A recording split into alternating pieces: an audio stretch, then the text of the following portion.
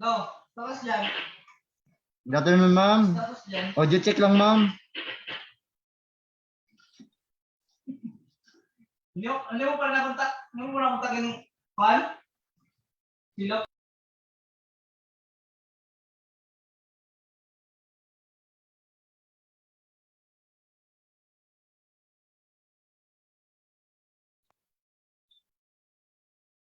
Good afternoon, everyone. Good afternoon, colleagues and partners in cybersecurity.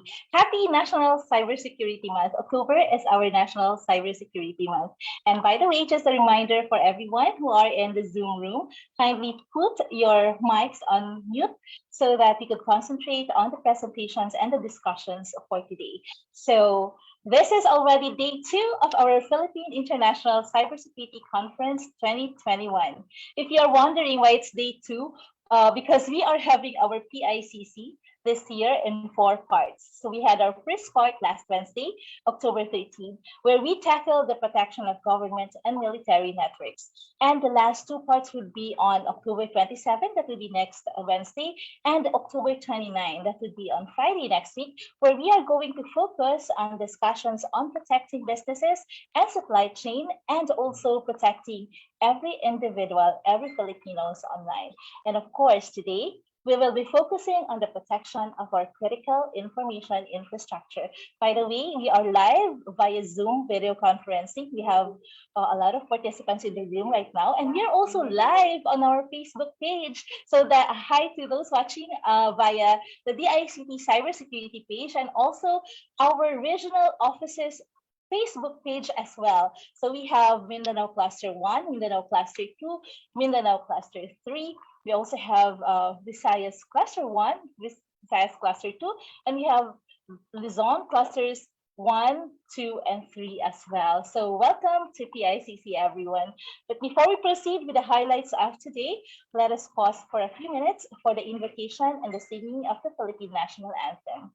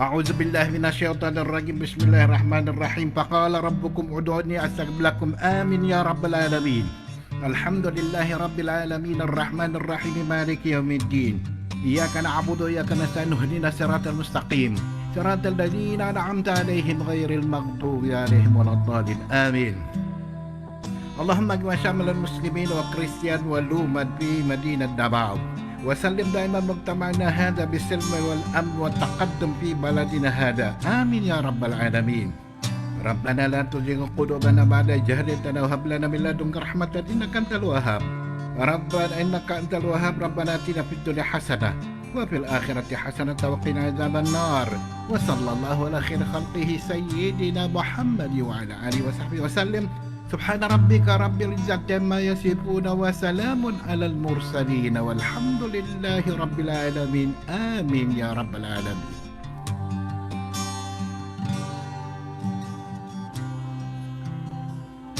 In the name of the Father, Son, and Holy Spirit.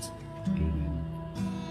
Our most gracious Heavenly Father, we come to you today to praise and worship you and give you thanks for all the things you continue to provide for ourselves and our families. Father, we humbly ask for forgiveness for all the times we have offended you, when we forget to acknowledge your presence in the image of our brothers and sisters, and for moments we fail to be good stewards of the blessings you have given us. Continue to guide and protect each one of us, Lord, that we may always walk in the light of your everlasting love and mercy. Grant us, Father, with your comfort in times of distress and with your strength in times of weakness. Bestow upon us your unending grace and healing, that we may in turn become instruments of gentleness and compassion to others.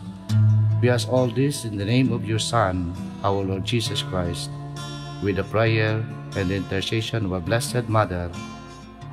Amen. Manama, mawantog ka.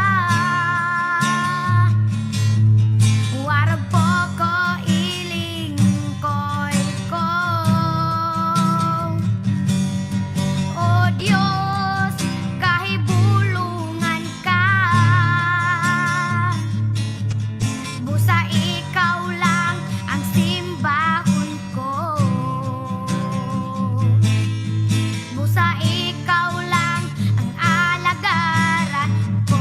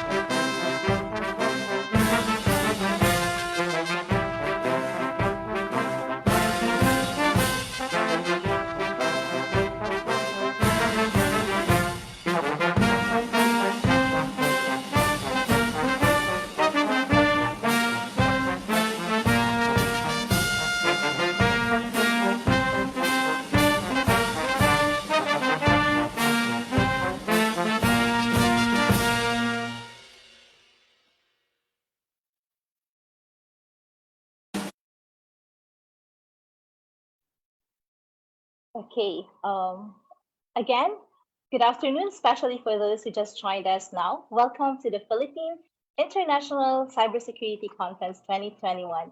This is the DICT Cybersecurity Bureau's main event in the celebration of the National Cybersecurity Month. And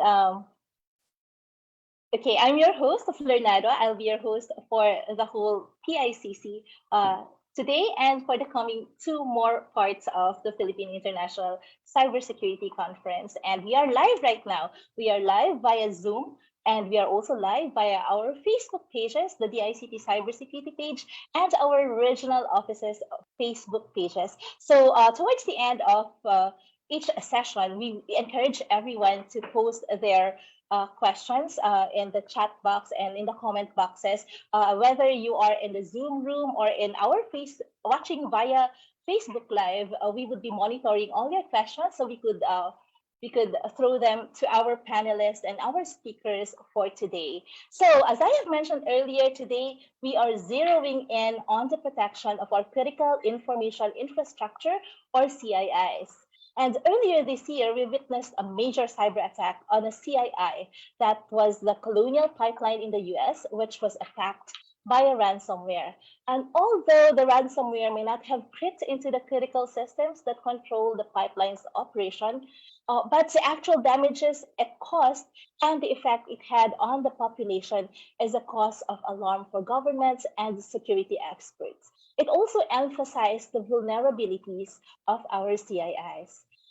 In the Philippines, we have identified 12 CIIs under the National Cybersecurity Plan. They are the critical government agencies. We also have the banking and finance sector, power sector, telecommunications, health, water, and also the three transportation sectors, land, air, and maritime. And we also have media, BPOs, of course, and I think BPO is quite unique to the Philippines because we should admit it, we still are very dependent on BPOs in terms of our economy, and also emergency services. So these are the 12 critical information infrastructures that have been identified in the Philippines. Every country has their own CIIs depending on which sector they value the most. Okay, and these are the sectors that, when attacked, they would have a great impact on our economy and would affect a lot of people. In the case of the Colonial Pipeline attack, it caused oil and fuel shortage in the east coast of the US. And we don't want this happening to us. Thus, we need to focus on cybersecurity to protect our assets and even our CIIs. This is precisely why our theme for this year's PICC, or Philippine International Cybersecurity Conference, but that's quite a mouthful, so we'll call it PICC, is 2021 onwards, cybersecurity as the norm. This theme underscores the necessity of cybersecurity at present, and that cybersecurity is no longer an option. It is no longer an option for us, but it is now a norm. I think we are all ready for our final discussion on managing cybersecurity for industrial control systems, or ICS. But before I turn over the session to our moderator, let me have the privilege of introducing him to you. So our moderator is currently a highly technical consultant of the Department of Information and Communications Technology Cybersecurity Bureau, and he was president of the Institute of Electronics Engineers of the Philippines, or ICEP, from 2017 to 2018. He is the founder and president of RC Medina Consultancy Corporation, and he was also named ICEP's Most Outstanding Electronics Engineer for 2019 in the field of electronics design consultancy. And he is also former department head and principal of electronics engineering at Meinhardt Philippines Incorporated. Ladies and gentlemen, please welcome our moderator for this session, Engineer Raymond Medina. Thank you very Hi, much. hi, Sir Raymond. Hi, Engineer Raymond. Afternoon, all. That was a very, I'm very not turning. good. Am I clear, I'm by not the way? turning over. Yes, Sir Raymond, and I am not turning over the floor to you.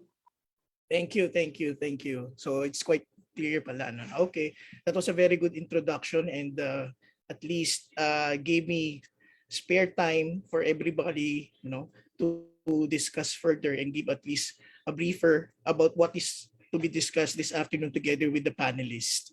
Thank you very much, Ma'am Flor, and to everybody who prepared for this event. Okay.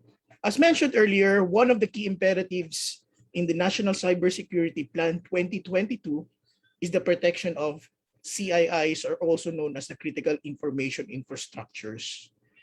It is really proper to mention that cybersecurity is not only about protection of ICT, not a click on the box, but a holistic organizational countrywide approach.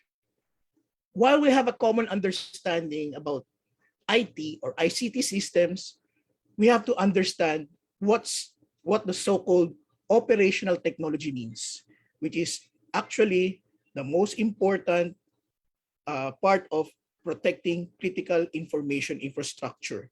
As mentioned earlier, it causes economic damage, and it even affects the political atmosphere of every country, or of a country per se.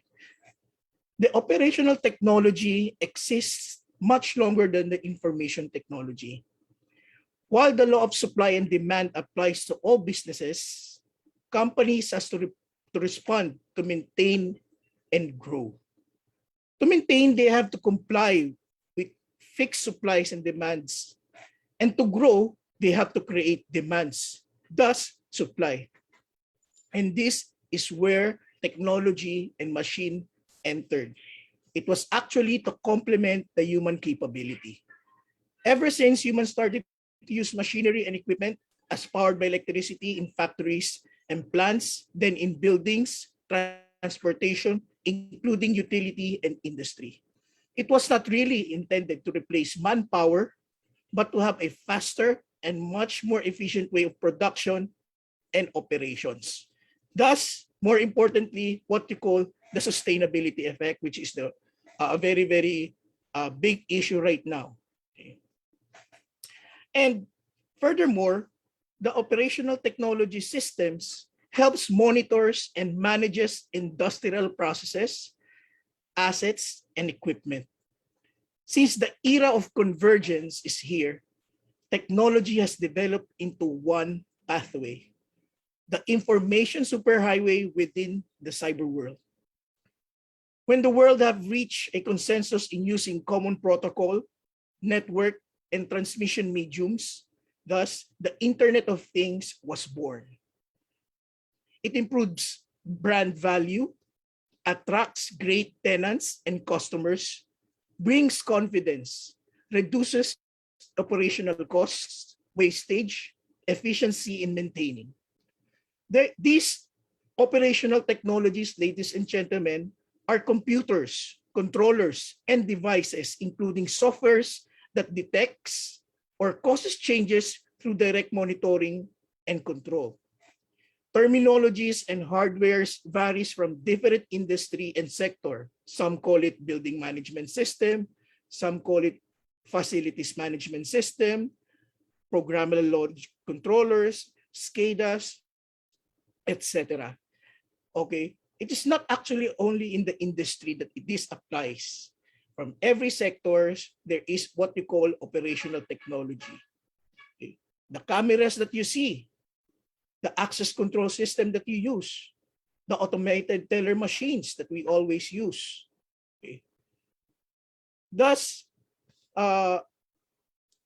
upon this convergence, poses a risks, nag-intertwine both IT and OT. This afternoon, we will be in depth discussion with distinguished panelists to discuss managing industrial control systems.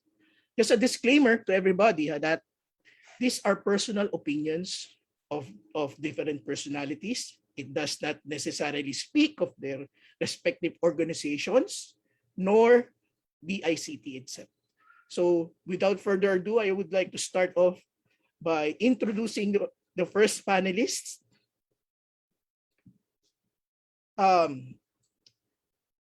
He is a senior expert at the Cybertech Lab of the Industrial Cybersecurity Center of Excellence, or ICSCOE, and a concurrent director of Operational Technology Business Development of Fortinet Japan. He aims to foster a culture of industrial cybersecurity, providing enlightenment such as lectures, writing, and consulting services as an operational technology OT cybersecurity expert with 14 years of experience as a developer of an industrial control system. From May 2016, he was assigned as a part-time IT security officer of Ministry of Economy, Trade and Industry, or METI. And from July 2017, assigned as a part-time subject matter expert in Cyber Technology Laboratory of the Industrial Cybersecurity Center of Excellence, ICSCOE, supporting the development of the industrial cybersecurity industry. Ladies and gentlemen, I would like to introduce to you Hiroshi Sasaki-san of CISSP. Hiroshi, the floor is yours. Hi, nice to see you. So, do you hear me? Yes, sir. Oh, Very great, clear. great. Yeah, thank you so much for having me today. So, and fantastic introduction. So, thank you so much. So, my name is Hiroshi Sasaki from ICCOE, Industrial Cybersecurity Center of Excellence in Japan. This is an educational institute for the IT and OT cybersecurity people. So I'd like to explain about it more later. So let me share my screen. Do I have a Yes, right to? sir, you can share. All right, wait.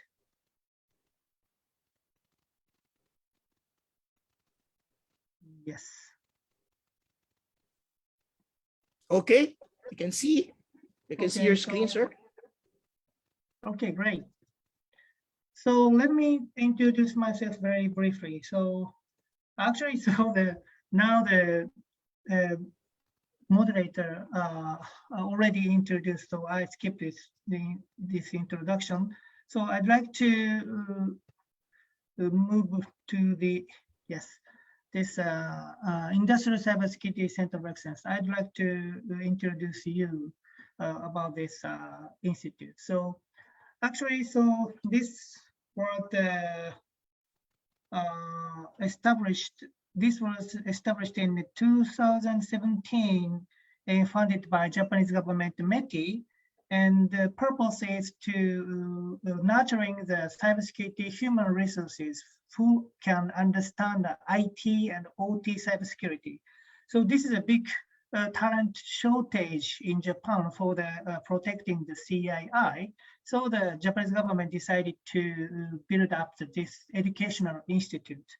So the institute have several programs, but the main program is the core human resource development program. So here, the core human resource development program. So this is very unique program. So it accepts about 50 trainees every year from the various critical infrastructure enterprise, such as electric power companies and gas and steel and oil and chemicals and plus recently some manufacturing enterprises also send their trainees to our institute. And this program is very unique. That is a 1 year full-time program of basic training and exercise and countermeasures planning for the IT and OT cybersecurity. So actually, I am a lecturer of this center, and so currently, so we have already over 2,000 people, 2,000 graduates, and these people are building some community for information sharing about protecting the CII. So actually, this will be some solution in Japan for today's objectives. And next.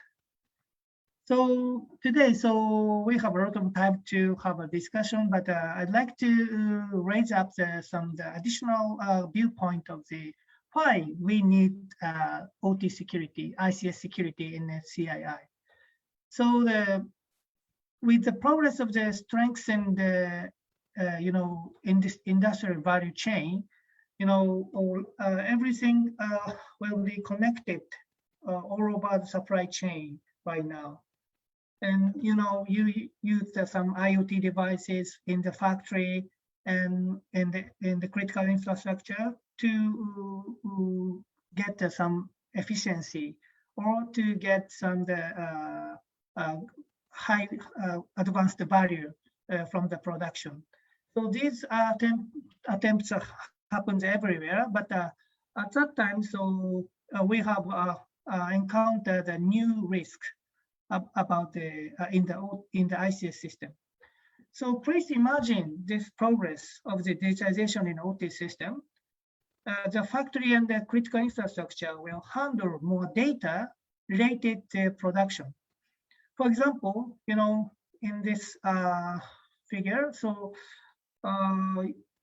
such as the demand forecast from the cloud AI and purchase proposal from the client, and electric specification and quality data and so on. A lot of data happen will happen among the supply chain. And this tons of data exchange will happen among the whole supply chain automatically. This is the important point, automatically. So you have no time to write a paper. You have no time to fill in the blank of the Excel file manually in this situation. So at that time, so we will see the new importance of the data.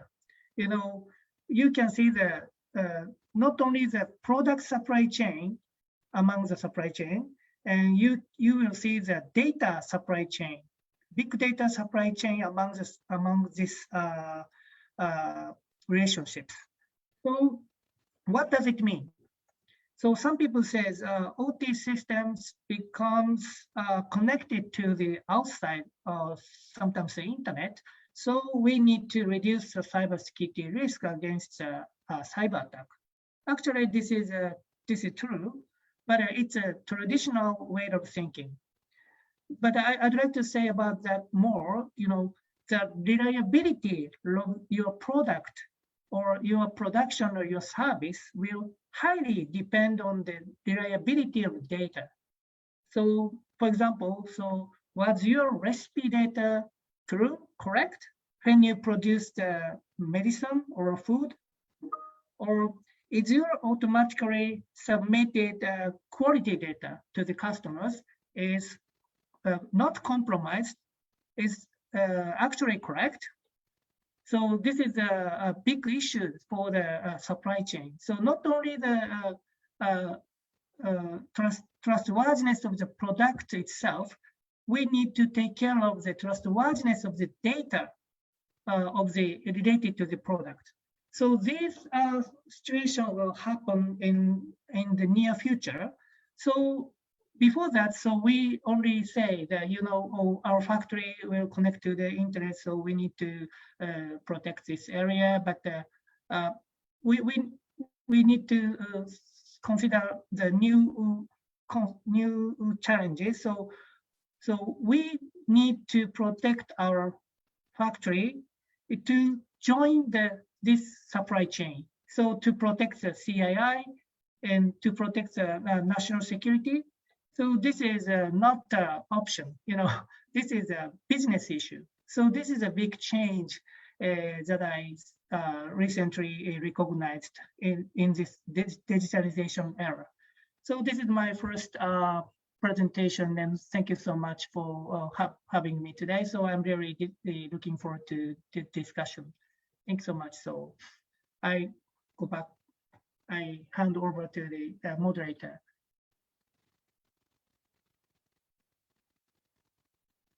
Thank you very much, Hiroshi-san. Yeah. That is very interesting opening. Yeah, thank you so much. Thank you so much. Okay. One takeaway from what Mr. Hiroshi-san has just mentioned is, I believe, is 1 year full-time program of basic training and exercises and countermeasure. Okay. Yeah. Maybe we could discuss that further, sir, later during the discussion, maybe. Okay. Yeah. Great. Thank you. Thank you. Thank you. And I'm very impressed that you have a vision on your presentation. Maybe a briefer, sir. Can you please share that briefly? I saw a vision in your presentation. Okay. Maybe. That is very good, actually. When you start to present something that you have a vision for your attendees. Yes. Great. Thank you so much. Kind words. Thank you. Okay. Thank you. Appreciate it. So our next presenter,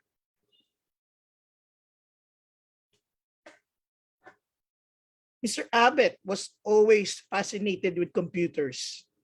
In a time when there was not yet a college degree on computer science, he pursued a course and eventually graduated with a Bachelor of Science in Electronics and Communications Engineering from the University of the East. He built his first Apple II Plus computer from a kit, and since then, endeavored to pursue a career in information technology. He spent his early professional years as an instructor teaching computer concepts and architecture, and went on to work as a sales engineer for various IT systems integration and data communication companies, including Bay Networks and Microsoft Philippines. He was a CTO or CISO for Level Up Games, eGames, PhilWeb, and advisor to various private and public sector organizations. He likewise founded and nurtured several startups in IT system integration, mobile application development, as well as an information security system service providers. His foray to information security started when he founded a startup focused on providing information security systems and solutions, bringing in for the first time to the Philippines firewall technology and unified threat management system. He has contributed to groundbreaking policies and legislation such as the E-Commerce Act, worked with Senator Ramon Magsaysay as well for the Data Privacy Act, and the Anti-Cybercrime Act of 2012, co-chairman the Information Security and Data Privacy Subcommittee of the Information Technology and E-Commerce Council, a U.S. State Department Leadership Program alumni. He is one of the first certified information system security professional in the country. Please welcome Mr. Albert De La Cruz. Sir, the floor is yours. Hi Mon, maraming salamat sa Thank you. napakagandang intro. pang CV, pang resume. Okay, so this afternoon I'm very honored to be here. I think there's a very good crop of speakers which are very appropriate for the topic, especially in OT and industrial control systems. You see in InfoSec, this is kind of the very least known type of information security. So I'm both eager to contribute and to learn. So I'm not gonna state any more of any technology or other notes on OT and ICS, but I would like to just give you a brief intro of our organization. And I hope you can see the slides. Okay, it's Clear? showing a raw slide. Clear. Okay, hold on.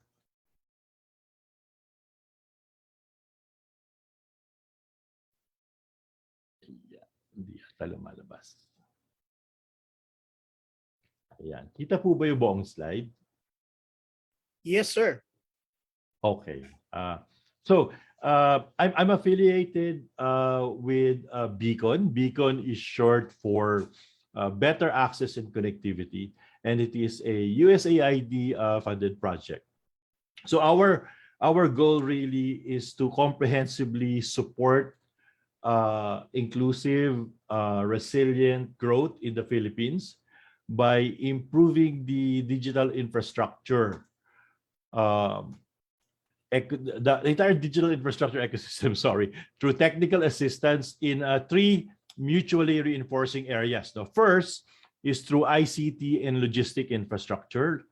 Second is the policy enabling environment. And third, which I head and I belong, is the cybersecurity capacity in order to increase productivity, facilitate trade, and foster innovation. So hindi lang po kasi kailangan natin ng mabilis na connectivity or efficient na connectivity, but also a safe type of connectivity for the entire ecosystem. Right. So the Beacon project, or we call it the Beacon Initiative, is a 5-year project designed to comprehensively support economic growth in the Philippines by improving access and connectivity to ICT infrastructure in a smart, logistic, securely, and transparent manner. Okay, so tatlo po yung grupo namin. Objective 1 is to improve the quality of ICT and logistics infrastructure Objective 2 is to strengthen the ICT enabling environment. And of course, thank you for gracing me today to represent Objective 3, strengthen the cybersecurity capacity. So, our intention is to provide capacity building, technical assistance. In a nutshell, if I were to summarize all of those words, Objective 3, our really, really main goal is cybersecurity protection to be strengthened. Ayan. So to achieve these goals, we have just very simple two sub-objectives. One is to improve the capability of government to prepare against and mitigate cybersecurity threats. And then the second one is to strengthen the Philippine cybersecurity ecosystem through the implementation of the National Security Plan, National Cybersecurity Plan, and of course, supported by relevant policies and support initiatives, coming both from the public sector and our alliances with the private sector as well.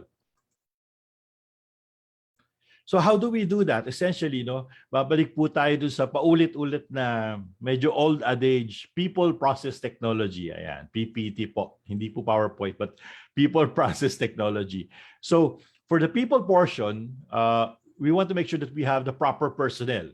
How is that? The roles and responsibilities, skills, training and certification. And we want to perform or subject the people to relevant trainings and certifications para ma-upskill po yung capabilities nila. Second is through applicable methodologies, through organizational structures, standards, frameworks, and processes. Now, if they're performing a service, an information security service, angkop ba yung organizational structure nila? And of course, do they use the right do they adopt internationally accepted standards and best practices or frameworks? Okay. So with that, the goal is to have them adopt frameworks and standards. And then lastly, for the tech portion, of course, the required tools. Do these people, besides having the number, having the skill set, are their tools updated and appropriate? Are they enough in terms of capacity? And then, of course, most especially, are they appropriate for purpose? And with that, we aim to provide technical assistance to help them determine all of those. Okay. So with that, yung po yung short intro ko on USAID Beacon. I'm very happy to be here, and I'm willing and able to contribute and of course learn from the experts on the panel. Marami pong salamat. Back to you, Raymond. Thank you very much, Abet. Okay, just a takeaway. I would like to highlight a very good statement mentioned by Abet. We don't just need connectivity, okay, but safety as well. In fact, I want to share a brief sharing of about this, with reference to the previous secretary of the ICT, Secretary Salalima. I once heard him made his speech, and then he was talking about when he was a child, during his time, there's no such thing about complaining on the internet, how fast it is, how slow it is. Remember, it was just this telegraph, wherein 2 lines of messages you wait for 24 hours or 1 week then, right? So, but now all of the kids, once they are disconnected in the internet, they're already complaining, right? Okay, but we have to consider as well the quality of where they are connecting. And another takeaway is that I'm very happy that there is this due diligence that your group has been doing, in all aspects, from methodology, policy making, and of course the improvement of government. Okay. Thank you, Sir Abet. We will further discuss more later. Thank you. So the next speaker I would like to introduce. She is the Vice President and Group CISO of Meralco, the largest power distribution conglomerate in the Philippines, and former cybersecurity leader of Deloitte, PH, and GCAS. in the Philippines. She is also the chairman. I hope I've said it well or pronounced it well. She is also the chairman and president of the Women in Security Alliance Philippines, which focuses on empowering and inspiring women in security. She has more than 15 years of combined experience in cyber and IT governance, business process, review, and automation, application, and infrastructure security, operational technology security, business continuity, privacy, IT audit, project management across multiple industries. And what is more very fulfilling, and we are very much honored to be here, that she has made it to the list of women to watch, PICC Woman on February 2021, and was awarded as the IPSEC Global Influencer for Security and FIRE Top 20 on September 2020, and made it to the top 5 on August 2021 under the Security Executives category. She was awarded as one of the top 30 women in security ASEAN 21, and recently won the award and recognition for Size of the Year by Women in Governments, Risk and Compliance Award. Ladies and gentlemen, I would like to introduce to you Ms. Mel Megrino.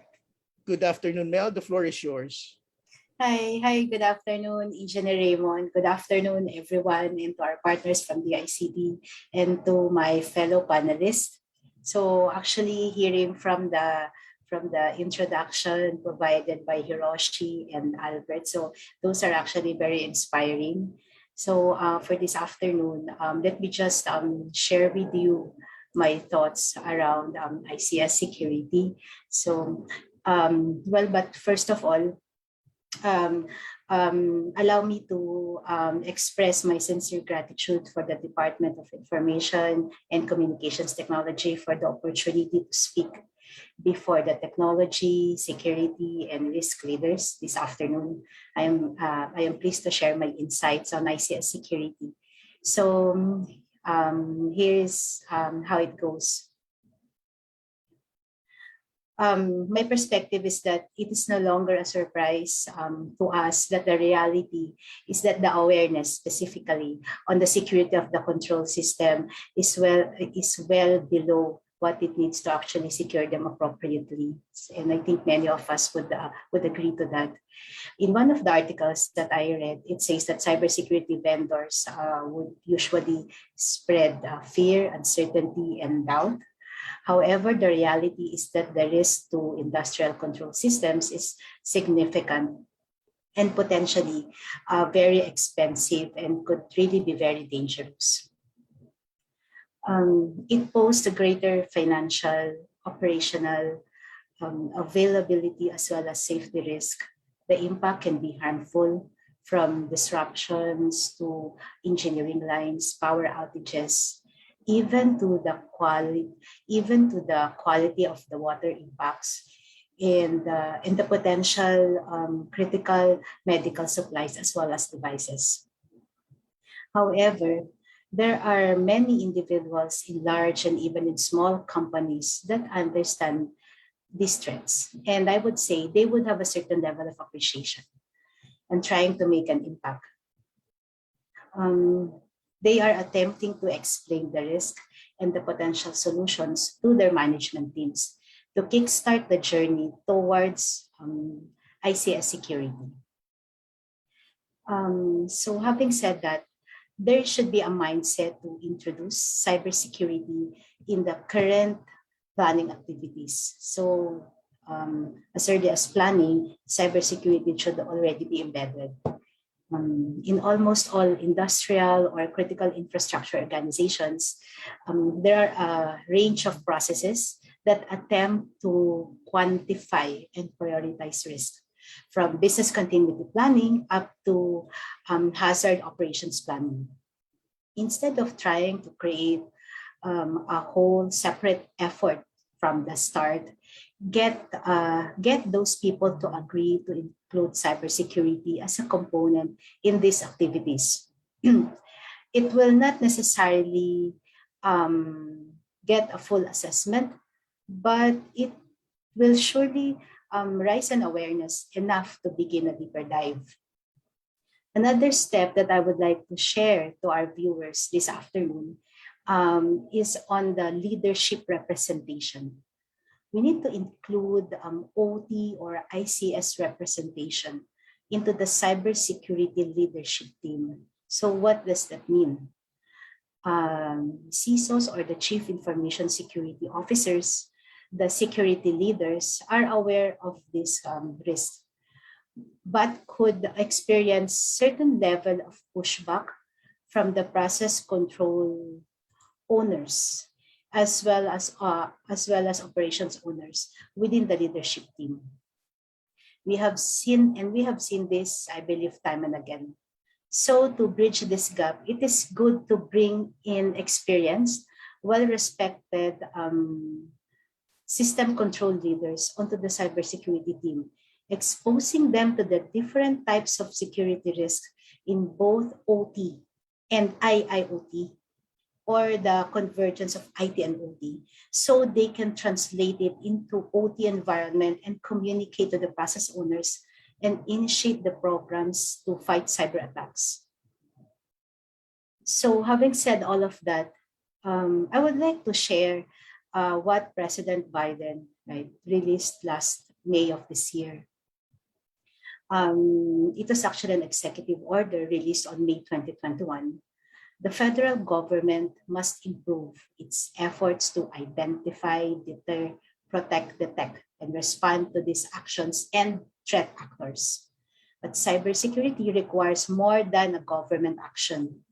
Protecting our nation from malicious cyber actors requires a federal government to partner with the private sector.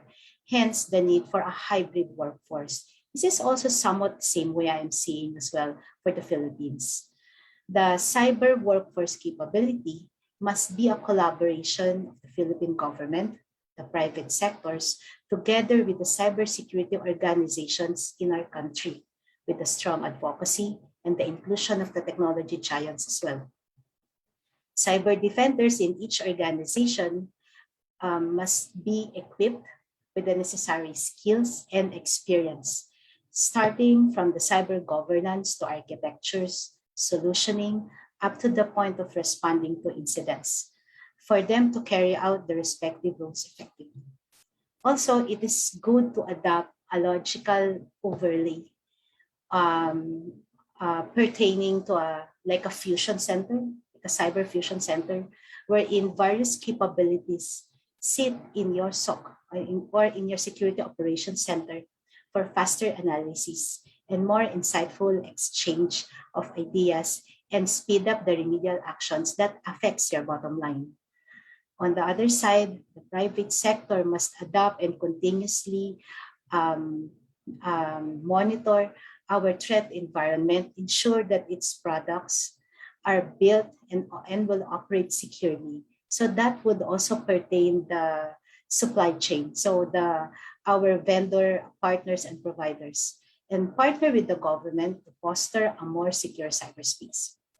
In the end, the trust that we place in our digital ecosystem should be proportional to how trustworthy and transparent our environment is, and to the consequences we will incur if that trust is compromised.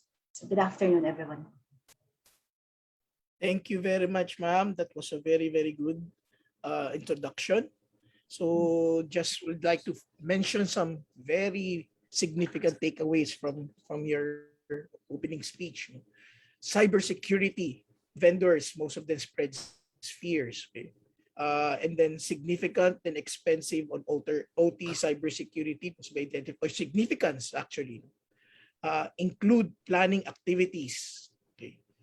Quantify and identification of risks, and this is probably very, very good as well. No? Yung leadership representation, meaning as I have understood in your discussion or while you're presenting is the will, okay? Maybe you can say the political will of that somebody to push, okay, the importance. Okay? And then collaboration and holistic approach, definitely. Okay? And the private and the The private and the government should have continuous monitoring as well. And then trust must be proportional. Yes. Okay.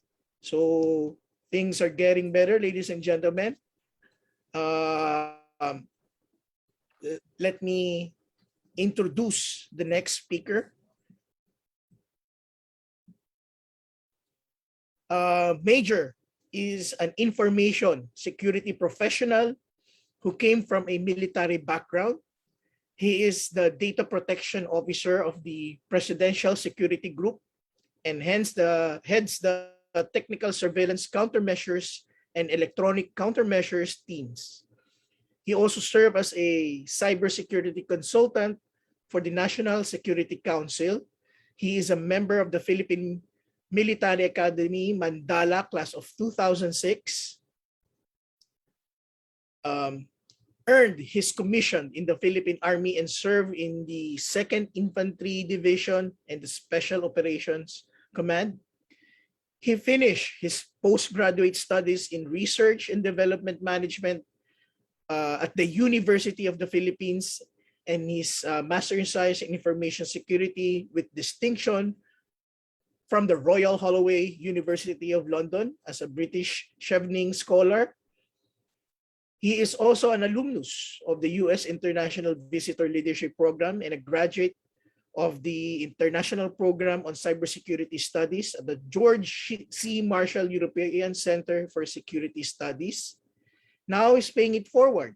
He teaches applied cryptography at the Holy Angel University in its Masters in Cybersecurity program, the first such program in the Philippines. He is a certified ethical hacker, computer hacking forensics investigator, EC Council certified security analyst, certified information security manager, and a certified information system security professional. His idea of having fun is to break things, study how it works, and put it back together, but not necessarily in that order. Ladies and gentlemen, Major Carlos Eli Tingson, sir, you have the floor.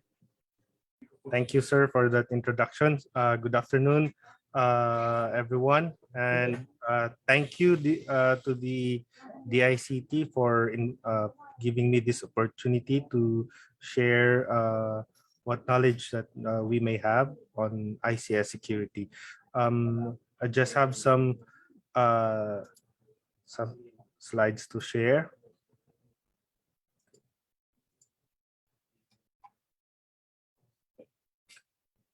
So the security of our nation's critical information infrastructures has always been a primordial national security agenda. After all our country's economic well-being and survivability are very much dependent on our CIIs. We protect our SCADA, but at the very heart of this is the question of how should we protect our SCADA networks. So it transcends beyond the traditional IT-centric defense in-depth strategies that we know. And we cannot afford to be sloppy. We need a more granular form of protection where we apply the highest degrees of scrutiny to anything passing through physical perimeters in our industrial control systems. I guess you could say it's very much similar to the granular lockdowns that we are implementing now as a response to the pandemic. But before anything else, let's have a clear definition and distinction between CI and CII. The modern concept of critical infrastructures dates back to the report Critical Foundations, Protecting America's Infrastructures by the U.S. President's Commission on Critical Infrastructure Protection in 1997 and has since been in widespread use with some adaptations.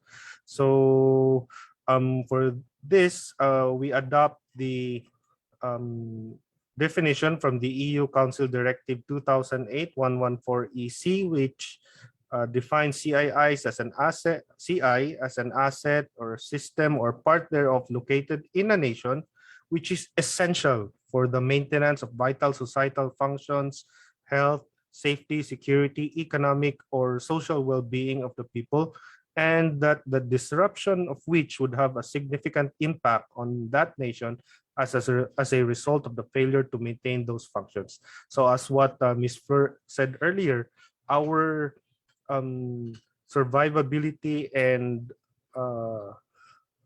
well-being as a nation is very much dependent on our critical infrastructures. And although the number and exact composition vary among countries, it is common to group CI into sectors. For example, the USA has 16 CI sectors, while the UK has 13. In our case, we have 12 CIIs. Now, most of the time, these CI sectors are defined in the national security strategies. Now, while we realize that there is a general reliance on information and communications systems, it is sometimes desirable to specifically single out these systems and networks. As such, some entities like ENISA define CIIs as interconnected information systems and networks where the disruption or destruction of which would have a serious impact on the health, safety, security, or economic well-being of our citizens, or in the effective functioning of government and of the economy. This also encompasses normally invisible elements such as embedded systems, process control systems, or logistical transponder systems.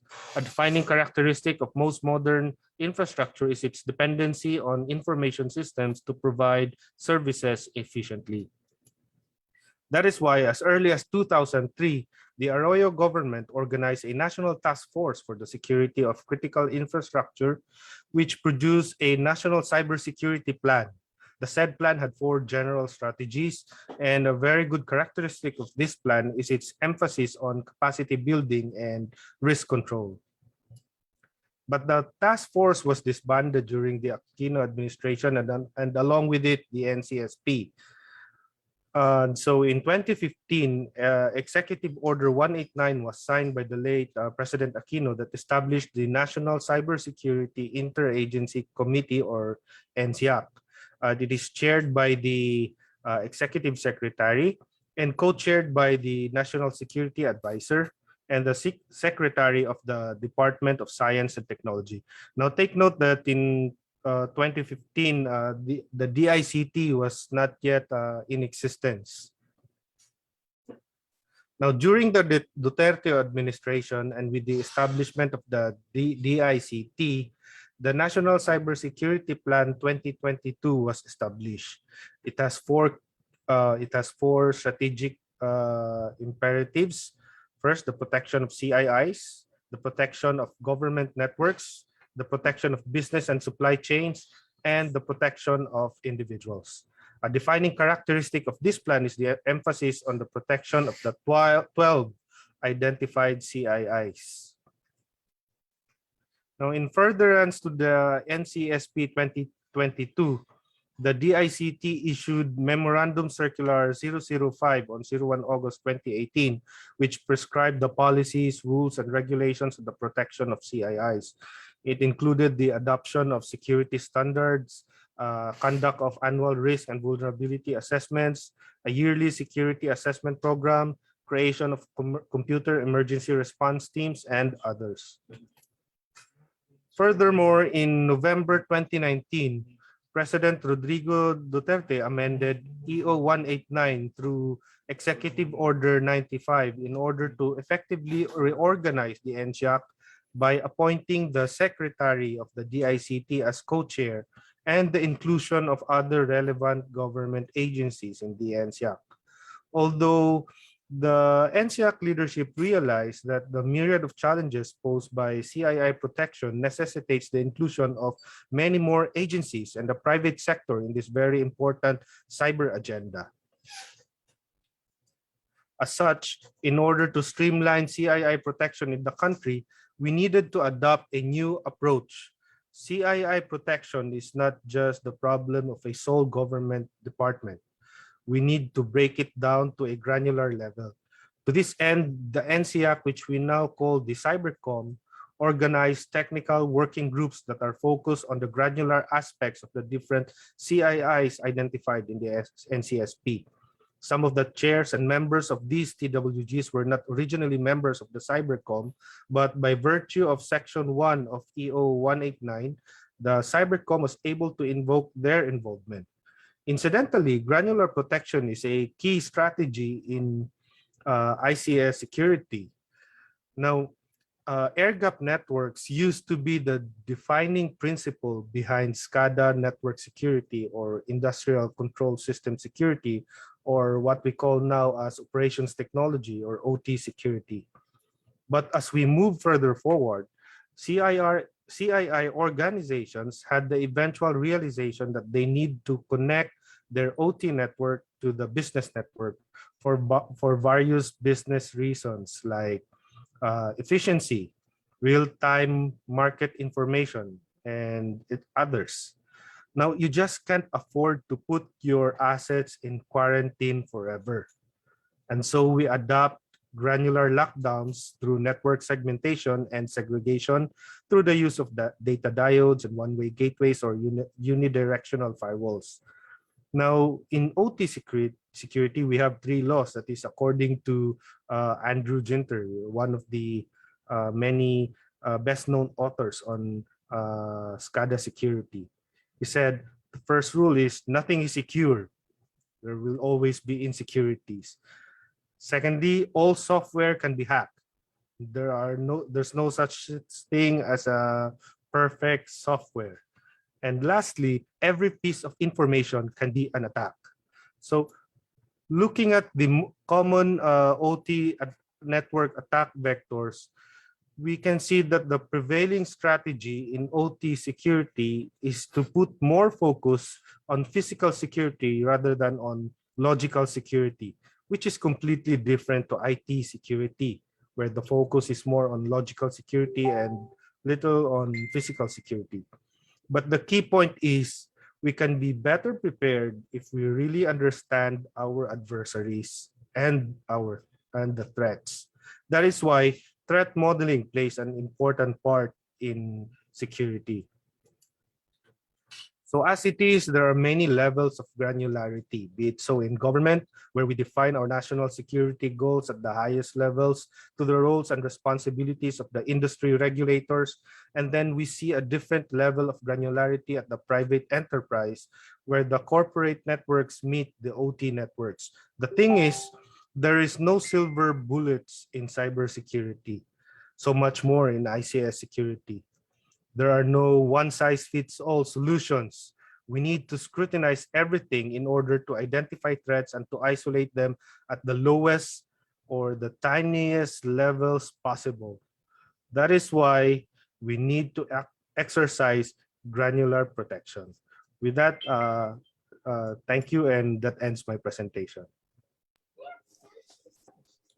Thank you very much, Major. That was a very interesting discussion that you have. You have introduced a lot of new terminologies and at the same time clarified some.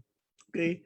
The takeaways actually is very interesting are the granular form of protection, and then identifying what's the definition between CI and CII, and then 3 laws, no, as far as OT is concerned.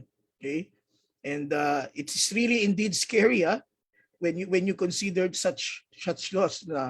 Now, as we have introduced every panelist in this discussion, may I ask everybody to turn on their videos and microphones as well, so that we can roll and start with the discussion.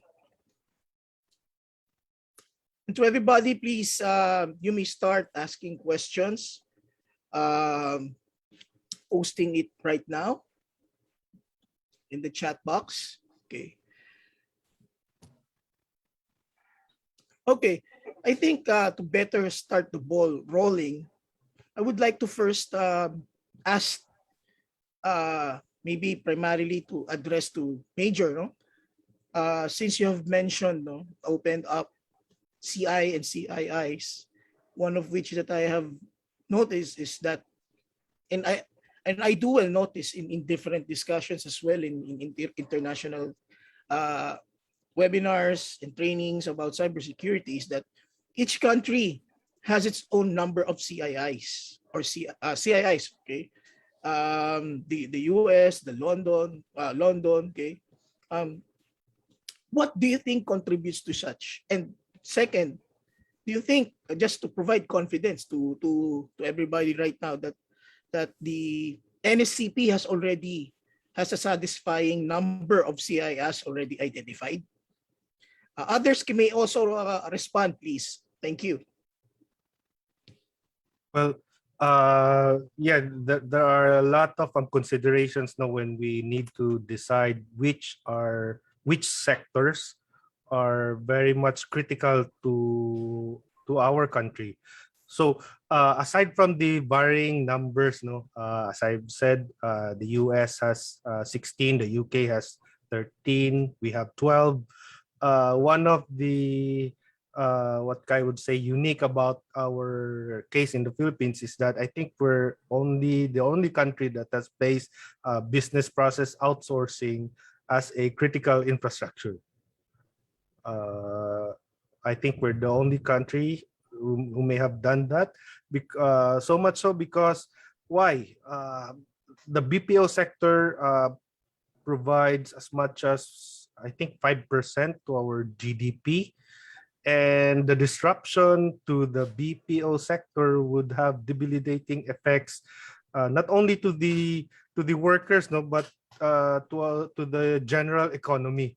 So as we have experienced during the early days of the pandemic, when we've had lockdowns, and we saw that when we closed down the BPOs, we've lost so much. The economy has suffered so much, and a prolonged disruption would be very catastrophic. So again, there are varying numbers, and it would be dependent on the leadership of the country to determine which sectors are very critical to them.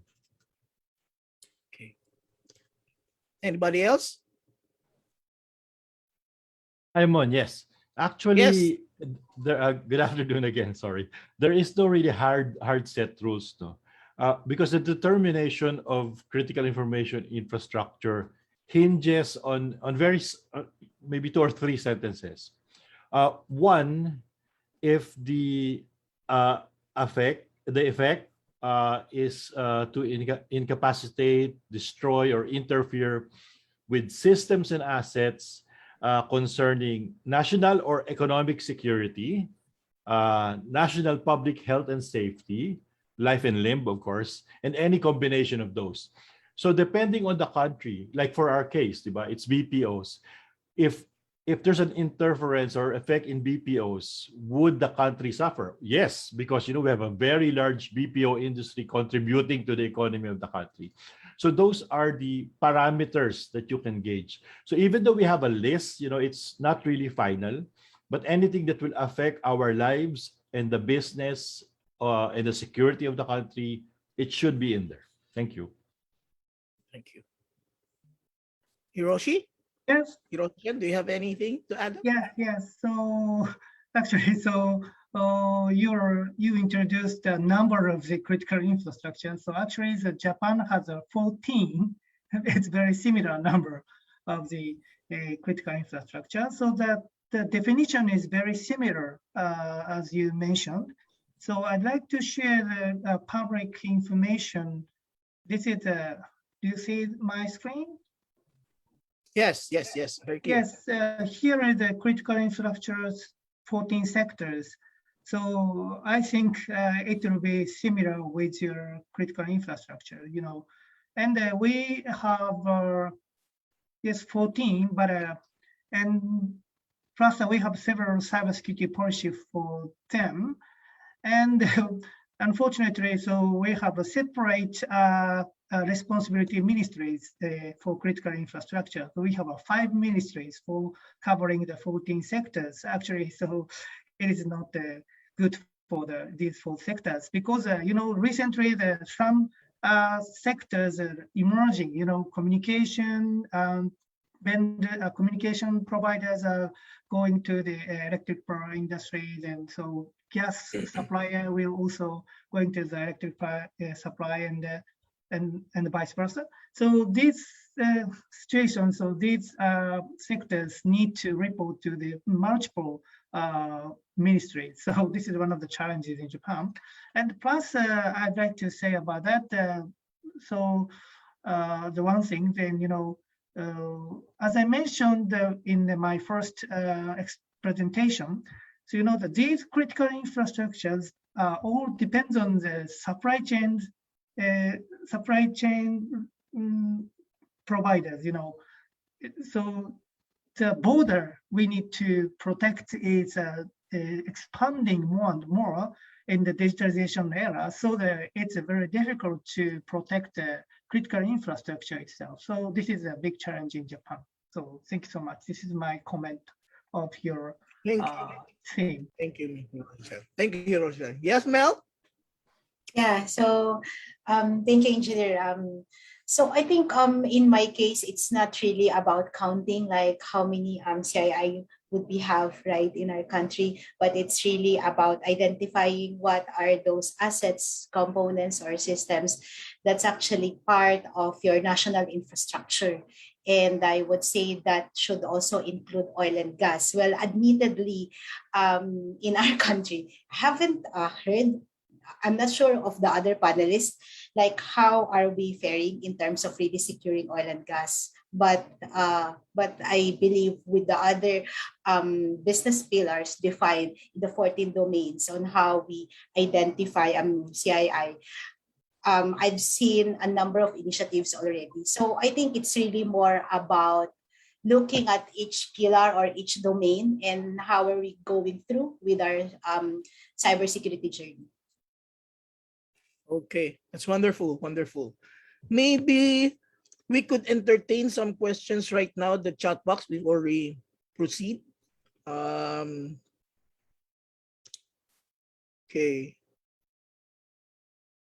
From Alwell Musid, for Major Chanson or other panelists, what is your insights of adding the supply chain sector as an addition to the current 12 CIIs? I think we'll have to. Hiroshi mentioned it earlier. The supply chain sector is cross-cutting across the different other sectors. But if you may be referring to not just the supply chain, but maybe he may be referring to the logistical sector or the transport sector, that would be a different discussion. But if we're going to focus on supply chain, we'll have to, it's cross-cutting. But the important thing is what we need to have is to lay down if there are dependencies and interdependencies among these CI sectors.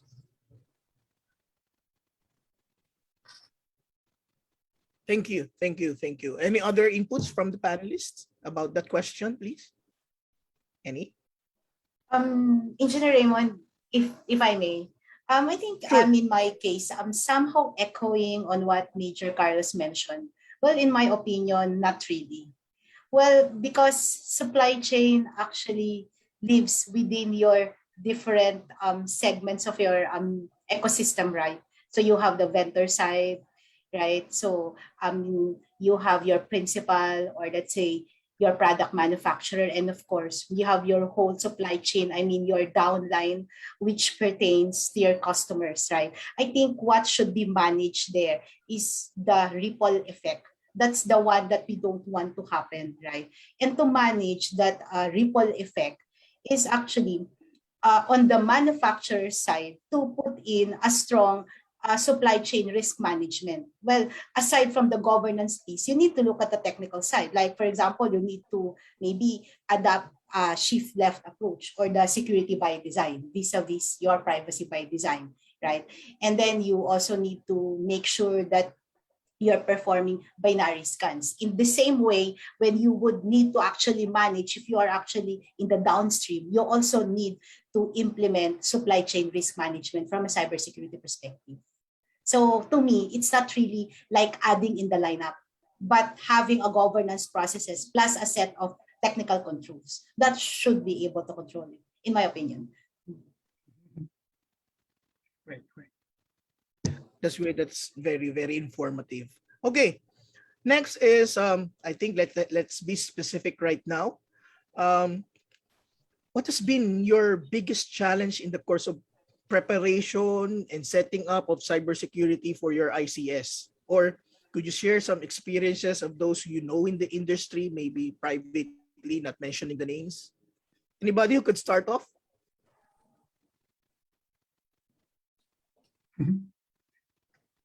Okay. Yes. Anybody? Hiroshi, yes. Yeah. So I'd like to share my experience for for starting the ISIS security in the DRO field.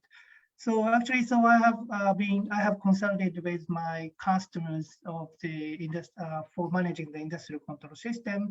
So the first challenge is so they don't understand the threats. ICS threats at first. So the OT people and ICS people don't understand why they need to protect their OT system. This is the first challenges. Then plus IT people would like to proceed some digitalization to the OT system. At that same time, so IT people ask the OT people to install some countermeasures in the OT system, but OT people would like to prioritize production and availability of the OT system, so they don't want to install anything in their system. So this is a very big challenges, and this is a good cutoff of this conversation. So this is my first comment of this theme. Yes, Mel. I believe you have a very, very good sharing for this. Okay. You may. Mute? Mel, You may, Mel. unmute. Unmute. Please unmute. Mel, I think you're unmute. Okay, okay. Right. Okay. Okay. So I think in my experience, one of the biggest challenges that I've actually encountered. I think it pertains to the speed to actually tighten our security controls in the hype of our cybersecurity transformation. So like in our case, our organization is actually undergoing a lot of digital transformation, and we are really pretty serious about this one. Customer centricity has been, it's not only a buzzword, but it's really something that we are looking onto very seriously. So when you do your digital innovation or digital transformation, right? So it's not only that, you need to actually impute or you need to actually embed cybersecurity in it. So this was a challenge because we needed to complete, a number of risk assessments, which would include simultaneous vulnerability assessment, pen test, or in a highly segmentized environment, your segmentation testing, not only within the parent, but as well as across our subsidiaries. So we need to have quick wins. We really need to identify what are those quick wins, as well as perform system hardening and speed up some of the initiatives to heighten our visibility, detection, and containment capabilities. So I think the tone from the top, right, supported by the executives in the organization would really help a lot to overcome these challenges, because if you won't be able to obtain their support, I mean, it's not going to fly. Yeah. Mm-hmm. I think this is very related to what you stated earlier, Mel, about the leadership representation, right? Yes. It speaks about that. It's very important. Yes. Anything more, gentlemen? Okay. I would like to share one interesting question by a friend from Tanzania. Okay. Tanzania. Oh, So great. yeah. So maybe maybe we could share any guidance or guidelines to assist in identification of CIIs. Anybody could start. So the question is from a friend from Tanzania is, could you please share any guideline to assist identification of CIIs? So anybody? Yeah. Hiroshi? Yeah, Mel? so yeah, actually, there's everybody says you know, the one common features of the CII is the critical infrastructure, which affects the countrywide and nationwide risks, such as social life, social activities, and human lives, and these infrastructures should be assigned critical infrastructure. So I have an interesting story about you know, so for the Tanzania people. So when I went to the African, one of the country of the Africa, so in Japan, the electricity and the communication is one of the critical infrastructure, because this is a main critical infrastructure, and the other critical infrastructure depends on these two big, these two infrastructures. But in Africa, they are much more prioritized on the water critical infrastructure. So they're much better, because, for example, some countries has not the good coverage of the electricity, you know, so that it's not so important in the electricity in the country. So that you need to assess your country. What is your essential infrastructure? It might be the electricity, communication, and water. So it depends on the country culture and situation. And so this is my advice for the Tanzanian people. Great. Anything, Mel? I think you've unmute your mic. Yeah, it's unmuted already. So I think well, the question is something like guidance, right? Well, like in our case, we actually refer to the set of guidelines released by CISA, I think Cybersecurity Infrastructure Security Agency in the US. So I think they have pretty good guidelines on how you can identify, because coming off from the early conversations of the panelists, we have, I think, more or less gave you a good description on what is CI, what is CII, and how to identify, right? But it's really if you want to actually quantify and eventually prioritize, because you would need to go through the prioritization exercise, whether you like it or not, like which among your 1 to 100 list, right, would actually part of your top 25% or so, right? So I think there are some guidelines that you can actually adapt from CISA. So you can just type there CISA US, and then you can actually download those guidelines. But I think the bottom line is there will be a prioritization exercise, which is part and parcel of your whole cyber risk assessment that you can actually adapt based on the initial, I would say, description that were provided earlier. Thank you. Yes, thank you. So Major Ellie has shared a reference for that CISA.gov, no, in identifying your critical infrastructure. Okay, that's great. So that's quite an interesting discussion right now. Another question would be, what has been the biggest or most critical threat or incident that you have encountered? How was the threat responded and resolved? Has the source or reason been identified? What has been the impact on the organization? Anybody could start the discussion, please. Any experience of such from your I don't know if Mel could share it, probably your experience. Non-specific. Yan, engineer. Maybe we Kasi could when share it comes to ICS, talagang medyo kulang ang ating visibility in the Philippines, no? And some of us in DICT and friends and others would say, don't worry, wala namang problema Pilipinas kasi hindi naman ganun ka-sophisticated yung mga ICS natin. Ayun lang.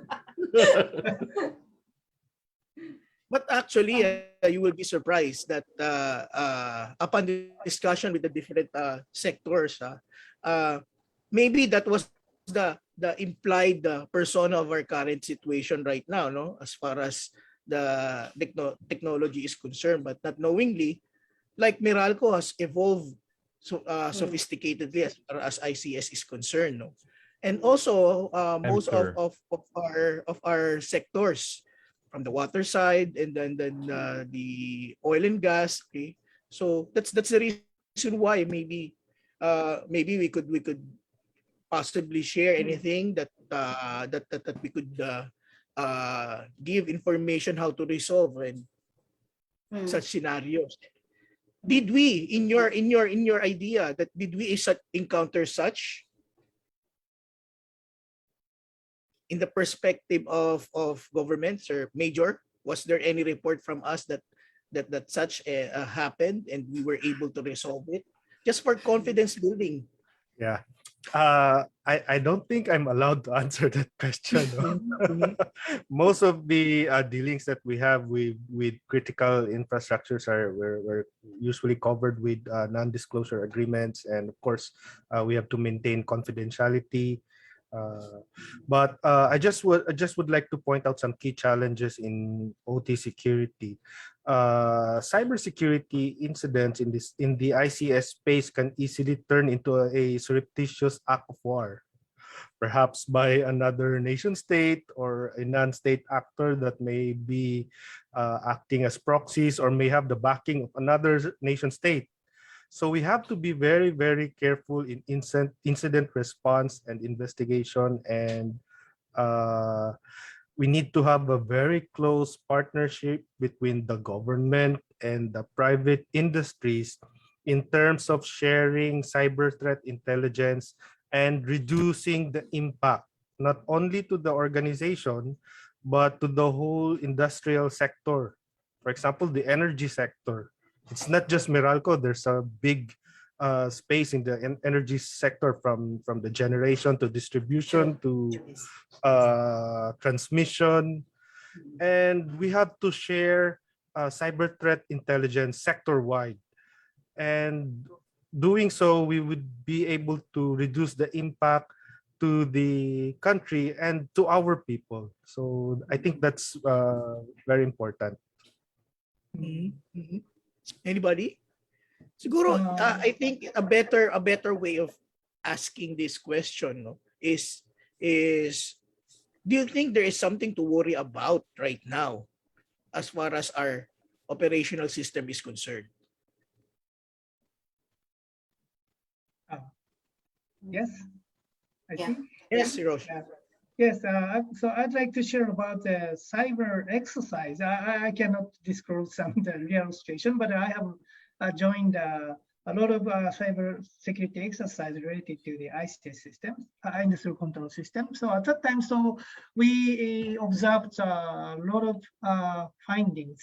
You know, one thing is OT system is originally vulnerable. You know, we have a lot of outdated systems. The old Windows system are there. You know, and old vulnerable network equipment there. So basically the attack was successful.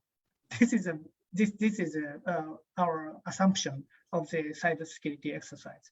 And so at that time, the Melson said in executive order of the recent executive order from the US. So they said about the NIST cybersecurity framework concept, you know, identify, detect, and protect, and respond and recover.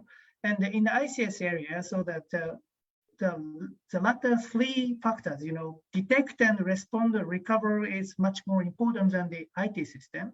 You know, detect is much more important because if you don't notice about the cybersecurity attacks, the the scope of the attack will expand very quickly because OT system is not so micro segmented. So Carlos said, so we need to focus in on the micro segmentation of the network, but unfortunately, almost all critical infrastructure it has not adapted the situation. So we need to detect very fast the incident. So this is a very important factor for the mitigating the cybersecurity risk, and as you need to prepare for the business continuity plan for the cyber attack and for cyber security. So Japanese critical infrastructure people are preparing for the business continuity plan for the typhoon and the earthquake, but we don't have much enough about the cybersecurity aspect. So we need to improve this right now. So this is my comment from the of your Raymond-san's questions. Muted, Raymond-san. Thank you, Mr. Rocha. Any other inputs?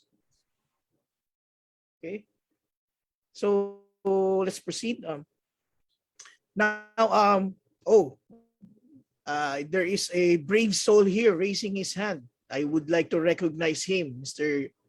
Jason Lawrence. Please identify yourself and where are you from? Thank you. You may ask the question. Hi. Yes. Good afternoon. I just got unmuted by the team, so thank you. Thank you for recognizing. Good afternoon to our speakers. Thank you very much for your valuable information that you're sharing, and I really appreciate being updated on our cybersecurity situation right now in our country. For some of the speakers who are kind of held by their non-disclosure agreements, is it possible for at least for you to share on a general note what are the threats that are probably are the recent threats that you have experienced without mentioning the name of the company, just to give us at least an idea? Because I think the whole purpose as well of this conference is for us to be aware of these threats rather than I understand that you need to, of course, that's important that we hide the identities of your companies that have consulted with you. However, as important as well, and the purpose, I guess, of this conference is for us to get more somehow an idea of the threats that are out there, so that whether you are in government or in the private sector, we get a certain sense of awareness of what we can watch out for in as far as our cyber security structure is concerned. Thank you. By the way, I'm from the PCOO. Thank you very much. Hi, thank you, Jason. Thank you. See, yeah. So you are not allowed to escape that question, ladies and gentlemen. So, Oh no. Yeah. Siguro you will try and make a neutral statement. Ayan.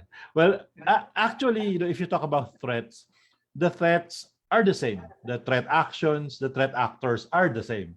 They're true for IT and OT. I guess a better question would be, what are the vulnerabilities present now, right?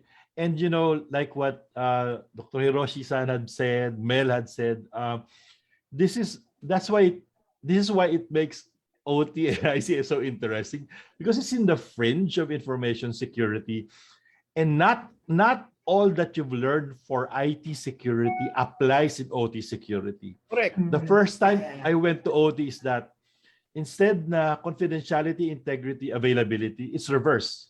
Yeah. Because OT is providing service, so availability comes first, right? And reliability and control. So yun. And then, for example, you would do vulnerability scanning sa IT system mo, that's fine. But you cannot do that in an OT system, because OT systems are very sensitive. Remember, these were previously air-gapped before. Wala tong connection. That's why, if you go into an OT system, an ICS system, you will see 40-year-old, 50-year-old equipment, software haven't been touched. So if you're an IT security professional, oh my God, it's still using Windows XP. Yeah, why? Why not? Because it's working. And the problem is, if you try to upgrade that, you can bring down the system. So Yeah. this is not, your usual run-of-the-mill IT security engagement. That's why we really have to be very careful. And like you said, it's working fine. Why should we touch it? Because it's sensitive, it's delicate, it's providing critical services. So that is the big challenge. So if you want to check an OT system on vulnerabilities, I assure you, you'll find hundreds of vulnerabilities because it remains unpatched and untouched because of that particular situation or peculiarity with OT systems. Mm. You won't say who. Correct. Any other? Any other? Okay. I believe I could share some thoughts on this as well, relative to what Albert Abbott has said without being specific. In experience, as far as OT systems is concerned, vulnerabilities is concerned, issues is concerned, mostly it is the issues, okay, the threats are on the human side, okay, human side. Why? Just like what Abet said, you will be seeing, working, utilizing all technologies. So most of those people who handle or employ people right now when you are operating computers are younger persons or younger personnels. So if you introduce to them an XP or you introduce to them a certain controller, that is totally alien to them. So one weak link already. Okay. Next is the availability of the equipment, spare parts is concerned, or the availability of the installer or the product itself. Okay. That is one issue. It is already secondary or not that much of a threat as far as cyber threat or outside threat is concerned on these things, because one, most of them are old. Okay, they may not be introduced to a common protocol system, to a common network configuration or transmission protocol systems. Okay, so it's more of a human aspect. Okay, as human aspect is concerned. Okay, so thank you. Agree. So any other inputs, ladies and gentlemen? Yeah, actually, so Okay. I took. Yes, Hiroshi, you may. Yeah, okay. So I agree with Raymond and Albert. So the Albert said in your presentation about the people, process, technology aspects, in the OT system, so we have the limitation to install the technology because of maintaining the availability and the integrity. So we need to focus on the operational excellence of some procedures. So this is one of the solutions. And plus, education is very important. So yeah, Raymond says that. So young people who need to be educated for the cybersecurity. So anyway, this people and the process and technology. So these three factors should be enhanced in a balanced way. So this is a very important approach for the enhancing the OT cybersecurity. This is my comment, additional comment of your discussion. Thank you, sirs. Okay, moving on. That has been addressed. Let's go into some implementation questions. Considering the setting up and then managing the industrial control system infrastructure would be tedious, that's true, and needs time. Can you suggest priorities, please?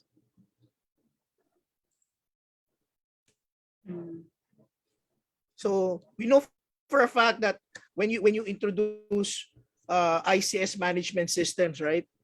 Some of the higher ups, that is why Mel mentioned the leadership aspect, responsibility aspect. They are not familiar with those things, or they are not technically adept about those terms. So how could you entice or prioritize for them to utilize it? Major, you're raising your hand. I think that as a cyber leader, no, you will have to, your first priority will have to be to provide a very good and compelling business case for an ICS cybersecurity program.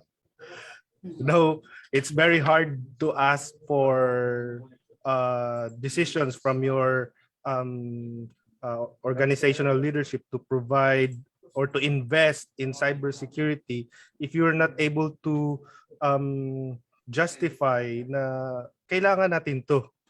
The usual excuse would be we're not connected to the internet. yun yung palaging sinasabi pag when it comes to ICS security. But actually it's one of the myths in industrial control systems.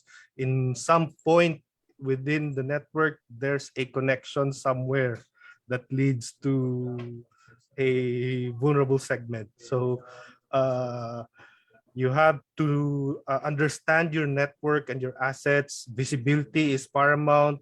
You will need to understand who controls who. You know, we used to call ICS as distributed control system. So there's just too much control is everywhere. So you have to understand the myriad of puzzles and complexities in the ICS. It's very different from IT. Correct. Thank you. Mel?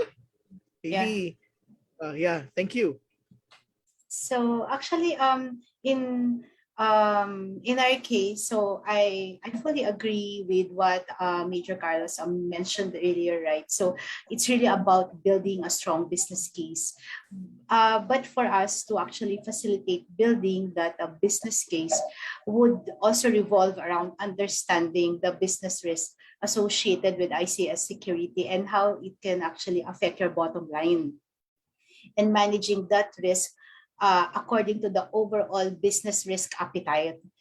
The individuals responsible, I think, for managing and maintaining the functionality of these control systems need to know the methods on how to assess and determine the cybersecurity risk and how to apply that knowledge in their unique environments.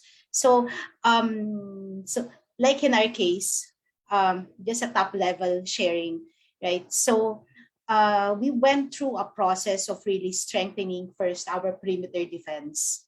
Well, why? Because majority of what's actually inside runs actually in a closed loop environment. So we did really invested on strengthening our perimeter security. So our the SCADA system per se, as well as our substations. And then slowly, since I've mentioned earlier, and I think Engineer Raymond also mentioned that we are doing a lot of this digital transformation. So we are already crossing the bridge for an IT-OT convergence. So that being said, we have adopted already two cybersecurity principles on like for us to determine where would really cybersecurity sit, right, in the midst of this IT and OT convergence, which is practically the call of your Industry 4.0.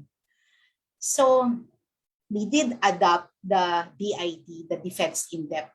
But of course, Defense in-depth practically gives you a good blend, right, of the controls, right? So let's say you wanted to monitor your inside traffic, your east-west traffic, your north-south traffic, right? You can still adapt that. But I think I just wanted to share to the audience because I joined the panel, I think a couple of months ago, when majority of my co-panelists actually refused to how do I say it, to actually adopt the zero trust model. So they're saying that, hey, actually, you know, you cannot adapt ZP within your ICS. But looking at it, ano ba yung pinanggagalingan mo ng zero trust? Is it the zero trust like the SASE, right? Wherein, of course, you would need to open outside, right? You need to open certain assets external facing for these certain assets to actually communicate the components outside your network, right? But it's not it's not that. I mean, if you look at the whole essence of zero trust, right? So zero trust actually pertains to, okay, so before you authorize, you need to verify. So I need to know, so who's this IP, right? Who's this asset? What's your profile? And then if I, let's say, authorize you to enter my environment, I would then again continuously monitor you, right? So hindi lang yung basta pinapasok mo lang sa bahay mo.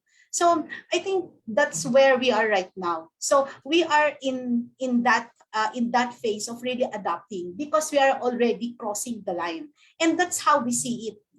On how we can actually support the overall economic growth of the Philippines, on how we can improve customer experience. We need to cross that bridge. And for us as an organization to do that, we need to also innovate. We need to put a twist on the manner how we want to see cybersecurity. Eventually for us, I mean, the air gap, right? It will be less and less relevant for us. Why? Because the traffic eventually would be an IP traffic already, and we know the vulnerabilities, right, and the potential cyber attacks when it becomes an IP traffic, as compared to the traditional serial traffic that's actually traversing across your ICS. Wow. Thank you very much, Mel. That was a very technical approach. And this discussion is very, very becoming interesting right now. Albert, I do believe that I have noted that you have this due diligences and technical approaches and the supports to different sectors such as the government. Maybe this is also an appropriate question that you might be answering as well. How to prioritize when you suggest them. Thank you. Actually, you see me and Hiroshi jumping up and down when Mel mentioned zero trust. Kasi Mel, maybe the people that don't want zero trust already spoke to vendors, no? because zero trust is not it's not a device, it's not a service, it's a mindset. You have to start with a mindset. And then you proceed to the zero trust network, no? So again, that's why we're smiling and putting thumbs up. It's because of the principle behind zero trust. Di ba? Before kasi in IT is trust but verify. And then now in zero trust, it's never trust, always verify. Yun ang bagong paradigm that we want to teach. Because there's no difference now from being protected internal network or you're in the internet cafe. Pareho na lang yung mga threats eh. And you actually hit the nail in the head, no? OT, ICS will eventually go that way. Yung mga requests for reports sa historian. We're not even talking about the migration of OT to cloud, which is also happening, right? Eventually, rather than opening the firewall to all these ports, then you should just adopt the zero trust architecture and not consider the location of your IT or OT. Whether it's in the plant, it's anywhere, you apply the same protection everywhere. Never trust, always verify, not just the person, the session, the application, microsegmentation, right? And a lot of software-defined architecture and architects for it. So I guess that's why na hindi sila naniniwala sa zero trust, Mel, kasi hindi nila naiintindihan. Maybe they think it's an offering of a product, no? Or a vendor, yeah. Okay. Thank you. Hiroshi, something interesting in your mind? Actually, so first of all, so I really apologize. So we are vendors using the very big word zero trust for selling the product to you. So anyway, but so everyone said that we need to focus on the business issue, not the cybersecurity measures. So zero trust is one of the concepts for realizing the business objectives. Zero trust is not the business objective. This is a supporting tool and supporting solution for the business objective. So this is a very important understanding for the cybersecurity. So sometimes some IT security people has a has set up the final goal to realize the zero trust itself, but it's not a good situation. So this is my advice from the vendor side. Well, Hiroshi, you're not a vendor today, but I agree. It should be a Yeah. business. It I should be a see. business enabler, right? Business I see. enabler. Sure. Okay. Great. Thank you so much. Thank you. Major, anything you want to add?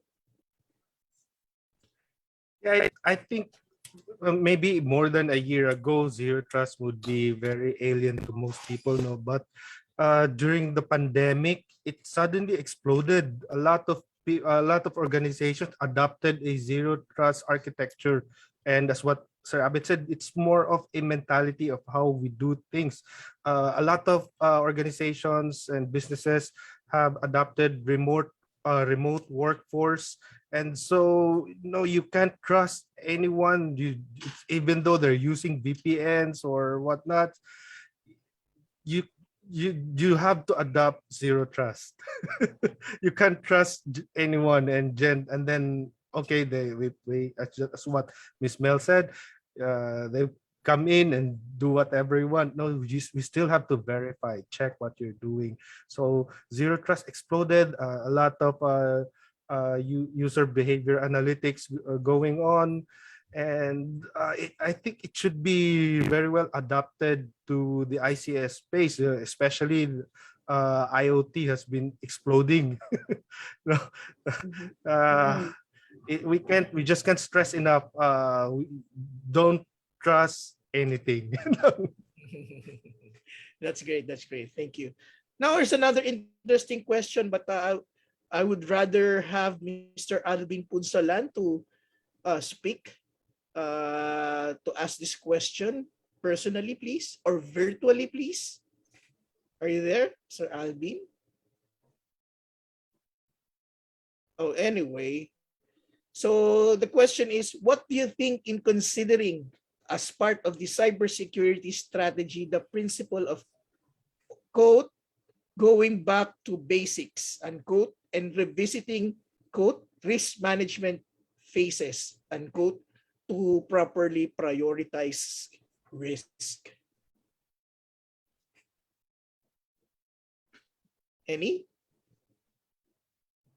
Yes, Mel, you have unmuted your mic. No naman, engineer. So, Okay. yeah. Sorry. So I think with regard to the cybersecurity strategy, the principle of going back to basics. So going back to basics is practically your cyber hygiene, right? I would assume. So that's your cyber hygiene, wherein admittedly, not only within the ICS industry, right, but even in the non-ICS industry, still a big number of organizations are not still up to the required cyber hygiene right now. So yes, I think for me, agree on that. You need to go back to the basics, but you just need to qualify what is actually the content, right? Or what's practically the scope of your cyber hygiene? Because maybe your cyber hygiene like 5 years ago or maybe 3 years ago would be far different from the required cyber hygiene now, right? And others would be revisiting risk management phases. Yes, I think risk management is something that that you would be doing. I mean, every now and then, right? I think it still sits at the heart of cybersecurity. I mean, why? Because if there are no risks, I mean, what would the cybersecurity folks or the information security folks or even risk professionals would really be doing, right? It still revolves around that. I mean, it's talk about really, really basic. Mawala kami ng trabaho. Ako din. Actually, very, very good point. There are different approaches, different mindsets, different paradigms. But whatever the paradigm is, there is no excuse for due diligence. It's not a getaway free card to, because we're concentrating on this, we don't need to do. No, risk assessment, risk management will always be a pinnacle of an information security program. So Mel is really dead right on that. Yeah. Yes. Hiroshi-san, Yes, anything? so yeah, thank you so much for sharing the interesting story from Mel-san. So actually, you talking about cyber hygiene. Actually, in Japan, so the cyber hygiene is one of the topic because you know now the COVID-19 era. You know we are public. We are considering the public hygiene. You know. So this is a very important thing. So we wash our hands, and you know, so this is easy to understand the concept for the OT people. For example, so I explained about don't insert unknown unmanaged USB to your OT system. So I ask the OT people. So do you drink the unknown Starbucks cup on the table? So actually, it's not clean. So it's suspicious. So imagine, so when you insert your USB drive to the this OT system, this is kind of a unknown Starbucks cup on the table. So it's one of the good example for understanding the related to the hygiene concept. You know, so the OT people can easily understand. And so when you insert some USB drive, so they will remind the feeling of the not good, no good feeling, you know. So this is one of the strategy for the for understanding them in using the bad feeling, you know. This is one of the strategy of I'd like to add the Melson's comment. Thank you so much. Thank you. Major, anything you'd like to add? Yeah, coming from a government policy making perspective, no, it's very important that we use a risk-based approach in making very important security decisions, not just for the country but for even the granular departments, for the different industries. You have to take in the security and the economic perspectives and other perspectives and weigh down the risks. It's not because another country said that this is not secure, or another entity would say this is too risky. We don't judge. We don't base our decisions on those things. We need to do due diligence in terms of calculating and analyzing the risks. Great. Thank you. Thank you. Very interesting discussion right now. Okay. There's another very interesting question that we might put into the fire. No? Please share to our attendees and viewers the comparative importance of having focus on cybersecurity, ICS/OT, and having none. Okay, having none. Maybe you can share some actual experiences. Anybody who would like to start up? Abet? Well, You have a you know, great smile there, so I will give you the yeah. floor first. Kasi if you say none, actually there's a lot na none. No? What's in the head is that if it ain't broke, why fix it? So that's actually true, no? Because it's stable, it's working. Unlike in IT, there's a new patch. Oh, we can patch right away. But in OT, you can't. It's a long patching process. It's a long, testing process, not to mention. So sometimes prudence dictates that, might as well leave it at that state, because it's probably the most economical and practical thing to do. Kaya ako nangiti. Yan. Yes. Anybody? Mel? Comparative importance. Okay. Parang mahaba. Sige, I'll try. In ICS, allow operators to monitor and control industrial processes, right? Including those in the, of course, in the energy, oil and gas, power transmission, distribution.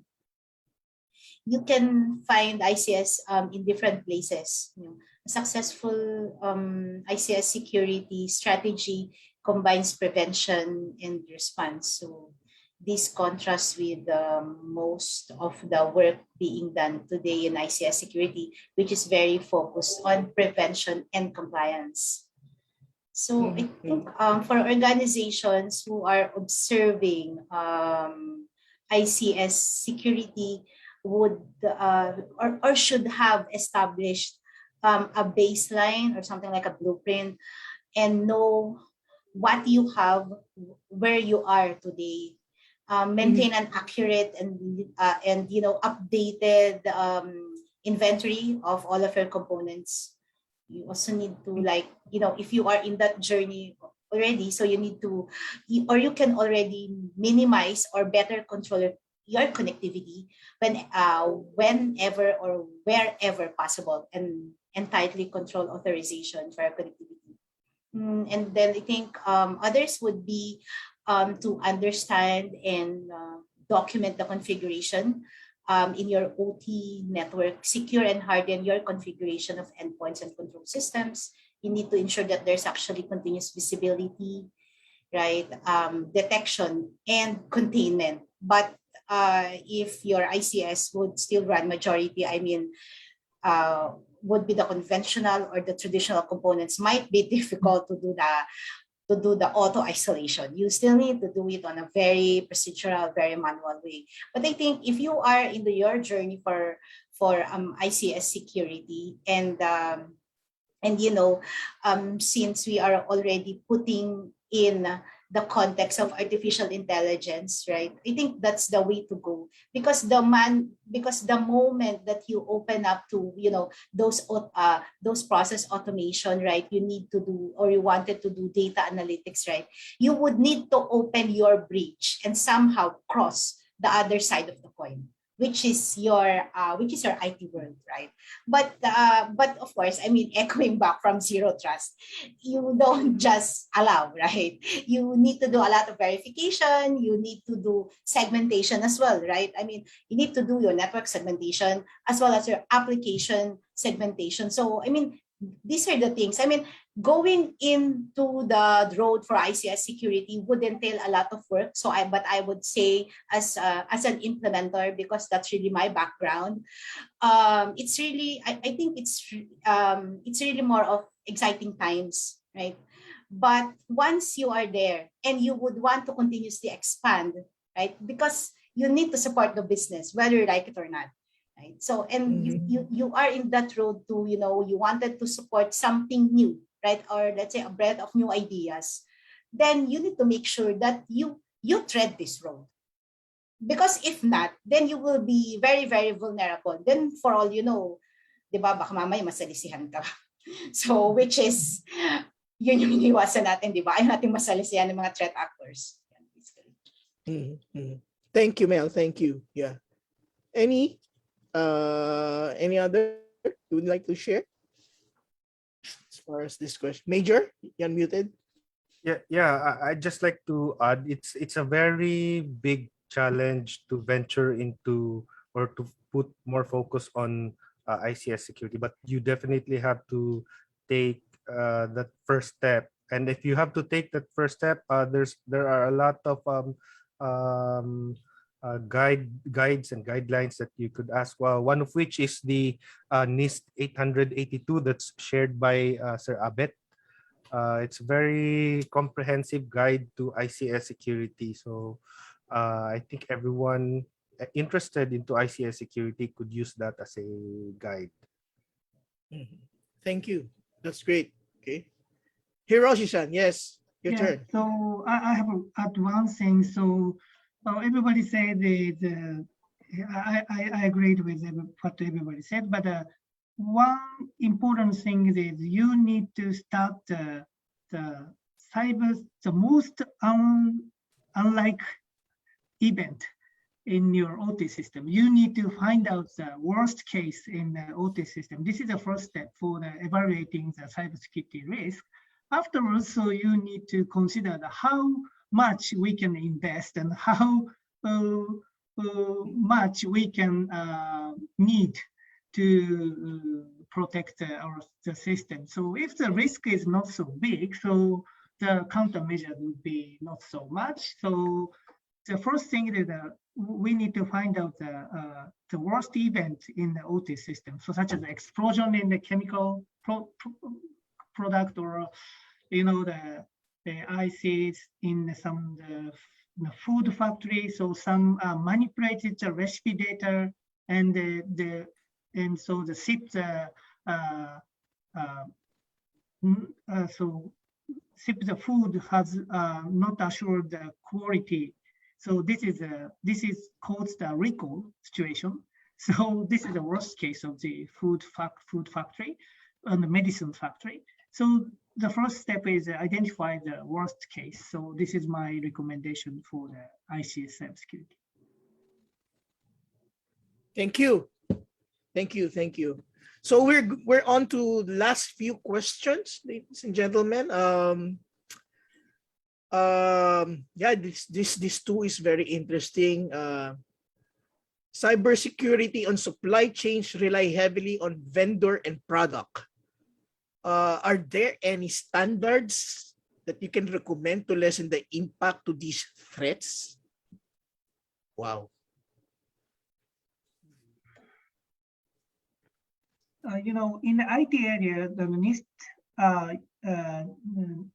National Institute of the Standard and Technology in the US, NIST, provided some guideline, the NIST SP 800-161, NIST, but it's for the IT system. Mainly this is for the government procurement. So this concept is very referable to the OT system. So this is one of the information for you. But I don't know the holistic guidelines for the OT system and the critical infrastructure assets. So I don't know about that. So please share if you know other participants and other panelists. Yes, Majors or Albert, Mel?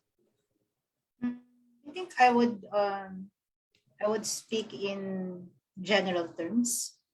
Well, you can refer to the Cybersecurity and Infrastructure Security Agency, CISA, right, on defending against software supply chain. So, but I think briefly, some of the steps that you can consider is actually to integrate your cyber supply chain risk management into the overall risk management framework of your organization. And then you need to establish certain programs and ensure that it's actually rolled out across the organization. You also need to identify and manage your critical components as well as your suppliers, specifically those suppliers that would provide products or services to you directly related to your core business operations. And of course, that would include your ICS. And then you need to also have a pretty good understanding on your supply chain ecosystem. You need to work with your key suppliers. So like in our case, so just to share with you, in the hype of the SolarWinds attack, I really called my key suppliers and then asked them, because there was an initial list, right? But of course, aside from the initial list, we as an organization would really want to validate. So we called for a meeting and then we asked for, an attestation letter coming from their CISO or their CIO, not an attestation letter coming from a salesperson or whoever is heading sales. And then there were certain admittance, but not really on the production, but it's really more, they said, on their laboratory, testing environment, etc. But I don't really believe as a CISO. So I asked them that. And then there were also some commitments, right? So based on the commitments, we really monitor. We really chase them. Like, okay, you committed for a compromise assessment, et cetera, right? So what happened? But don't get me wrong, we're not using SolarWinds, but this is just an example. And then, and I think another important thing there is when you do your cyber crisis simulation, maybe you may want to level up.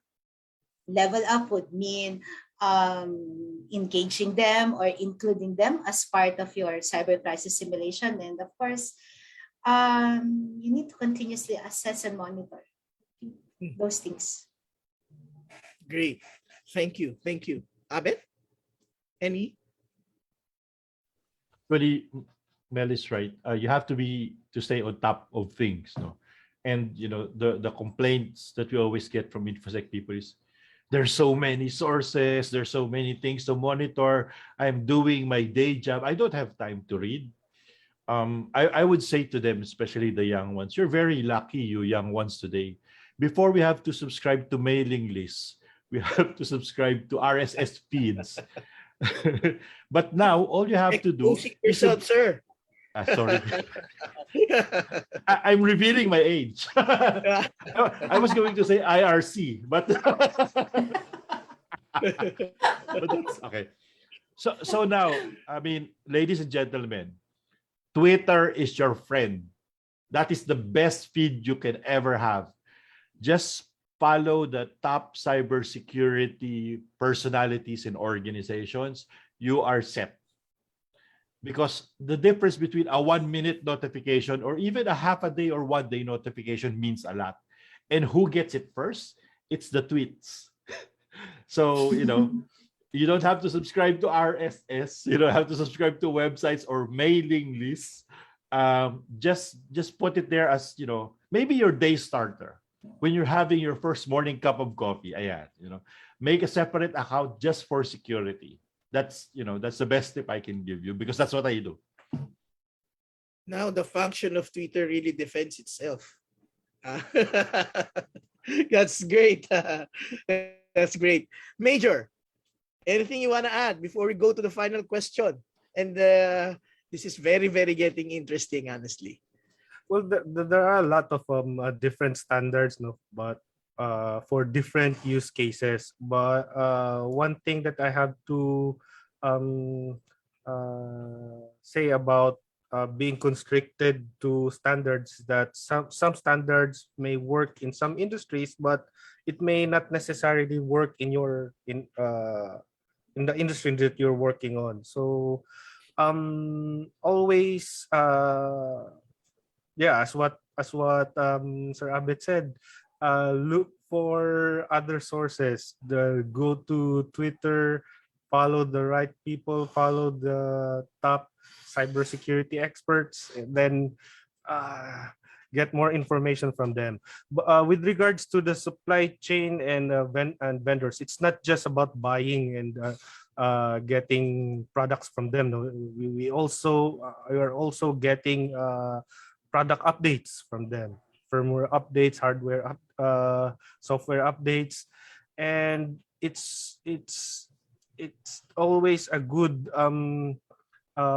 practice to have a test environment before putting those updates to your production environment. Always test them, analyze them, and check what are the impacts before you put them in your ICS. In IT, pwede ka pang magkamali.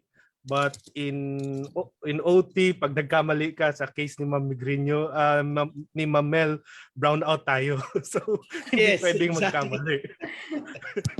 Exactly. That's great. What a great representation. Now, since I think we have a very interesting time spent, allow me to give you the last question, and maybe this will be the set of thoughts that you will leave in with our attendees for this afternoon's panel discussion. Okay, so ransomware attacks are getting complex and increasing every day.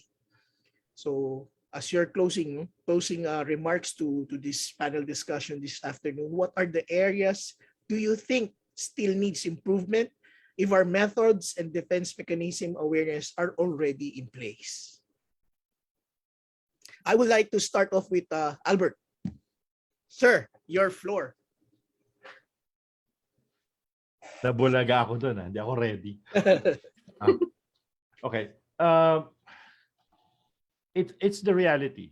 We're all heading towards a borderless, perimeterless situation.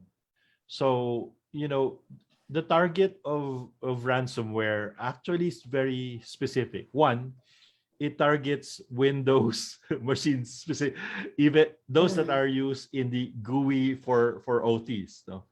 So the same principle applies actually. Mel is absolutely right. Cyber hygiene. In fact, Major Tingson mentioned one that's very important and also agreed upon by Mel. Inventory. It's number one in cyber hygiene, inventory. And you will probably laugh, dali-dali the inventory, but you will be surprised. Natawa si Mel. You will be surprised how difficult it is to get an accurate inventory list. And the lesson is, if you don't know what you have, then how do you protect it? So that's why number one in your list of cybersecurity hygiene is inventory. And then the next is admin levels, admin controls, software whitelisting. What you should allow in any workstations, and the list goes on and on. No? Sorry, I'm beginning to go into another course called Critical Security Controls, but that's another subject for another day. So what we mean to say is, yes, you go down to the basics, but the basic means to have your cybersecurity hygiene. If you want to know what the cybersecurity hygiene is, maybe you can send us an email and we'll be glad to share you what these should be. But first, do the basic things that what Hiroshi would said. Wash your hands muna before you drink the Starbucks coffee that you don't know who belongs to. Yeah. That's great. Thank you. Yeah. Great analogy. Yes. Thank you. Now I'm going to give the floor to Mr. Hiroshi-san. Yes, thank you so much. So Albert-san, so your fantastic sharing, So my final recommendation about the current ICS threat situation. So, so you firstly, so you need to understand the cyber security risk in your OT system. So what is your damage of your business objective? So you need to make it clear at first, and then you need to build up some combined approach for the baseline and risk-based. So the baseline is the cyber hygiene. So, but it is type of the checklist type of activity. So this would be the easily outdated. Someone said, "Oh, I do that," so that they don't think about the cybersecurity. If you only use the checklist type regulation, so you install this type of the cyber hygiene at the same time. So you need to assess, you need to evaluate the risk in the OT system continuously. So this is a very important approach for the combined approach and combine the baseline and the risk-based. So this is my final recommendation for enhancing the ICS cybersecurity. Thank you so much. Thank you very much, Hiroshi. That was a wonderful closing remarks. Now, Mel, you have the floor. Okay. Well, so assuming methods and defense mechanisms are in place, awareness is already in place.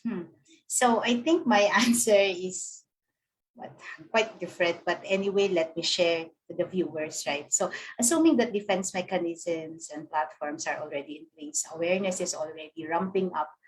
So I think to me, the next thing is on the intelligence side and how this intelligence is actually being communicated across your stakeholders in the organization.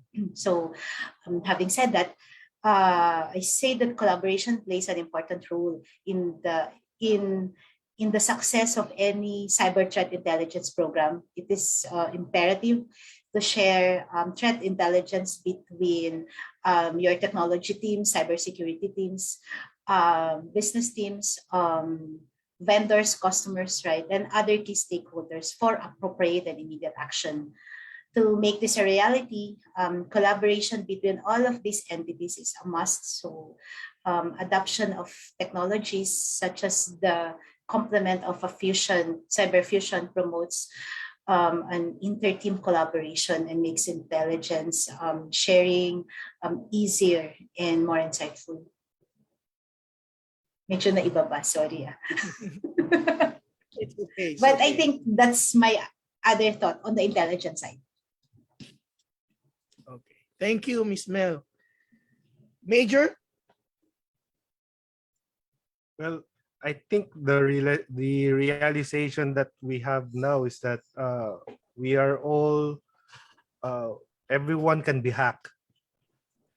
Eventually, you will be hacked. What would define you as an organization or as a government agency would be how quick can you recover from that disruption. You need to have a proven capability to recover quickly. But the question is, how quick is quick enough?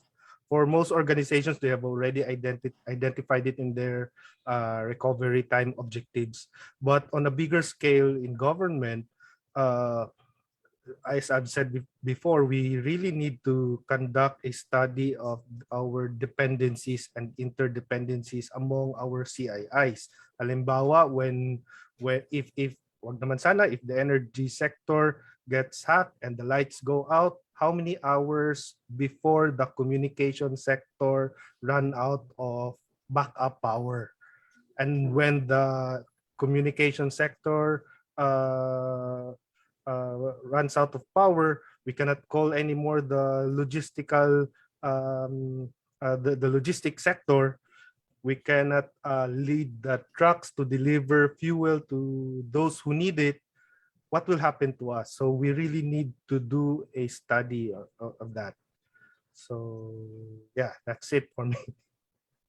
Wow, what a wonderful time spending with you guys, discussing with you guys, sharing your ideas, opinions to the attendees this afternoon, and we thank you for that. So to formally close this panel discussion, I would like to quote the following from the speakers, starting from Hiroshi-san. I was very impressed with your vision and that you are there to share basic training exercises and countermeasures. Okay, and then you provided emphasis on the supply and demand data and relationship to operation technologies and information technology structures. To Sir Abet, not just fast but safe connectivity, continuous improvement of the government, and the importance of due diligence and information sharing. Okay, immediately have a valid source, reliable source. Okay, Mel, cybersecurity vendors spread fear, so know them. Okay, she set an example of how she approaches, ask informations, okay, details from them, continuous planning activities. In prioritizing, you have to quantify and identify your risks, and the most important thing is the political will, the leadership representation. Okay, he also encourages everyone. She also encourages everyone to have collaboration and holistic approach. Trust must be proportional. Major Ellie mentioned to us what is the importance of granular form of protection, the difference between CI and CII, okay, and the importance of knowing, sharing, okay, and opening ideas, okay, and that software and everything can be hacked. So in my side, we can't really prevent that. It is a fact. We can only be prepared, and that's the truth. It's a matter of when. The most important, as mentioned by Major and most of the panelists, consideration is we must always be able to be prepared and continue the business processes. Congratulations to everybody. Thank you very much. Good afternoon. Always keep safe. Thank you. Round of applause to everybody. Thank you. Thank you. Thank you so much. Thank you. Thank you. Okay, thank you so much to our moderator and our panelists, Hiroshi-san, Sir Abed, Mel, and Major Ellie. Thank you. And also our moderator, Engineer Raymond. Thank you for a very lively and meaty discussion on managing cybersecurity for ICS, operational technology, as well as zero trust, and a lot more things about cybersecurity that maybe a lot of us here in the room and those who are watching via Facebook Live have only, encountered just now. Okay, and thank you very much for the lively discussion. But please remain in the room as we would like to present to you our certificate of appreciation. May I request our Director for Cybersecurity Bureau, Director Jose Carlos P. Reyes, to present our certificate of appreciation for the panelists.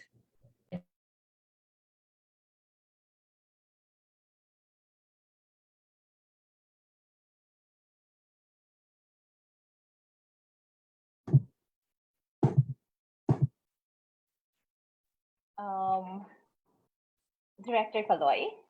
Yeah. Thank you very much. Am I allowed to mute myself and get my video? Okay. Hello. Wow, thank you so much. Yes, Hello, Director Flor. Kaloy, we can actually hear you. Okay. So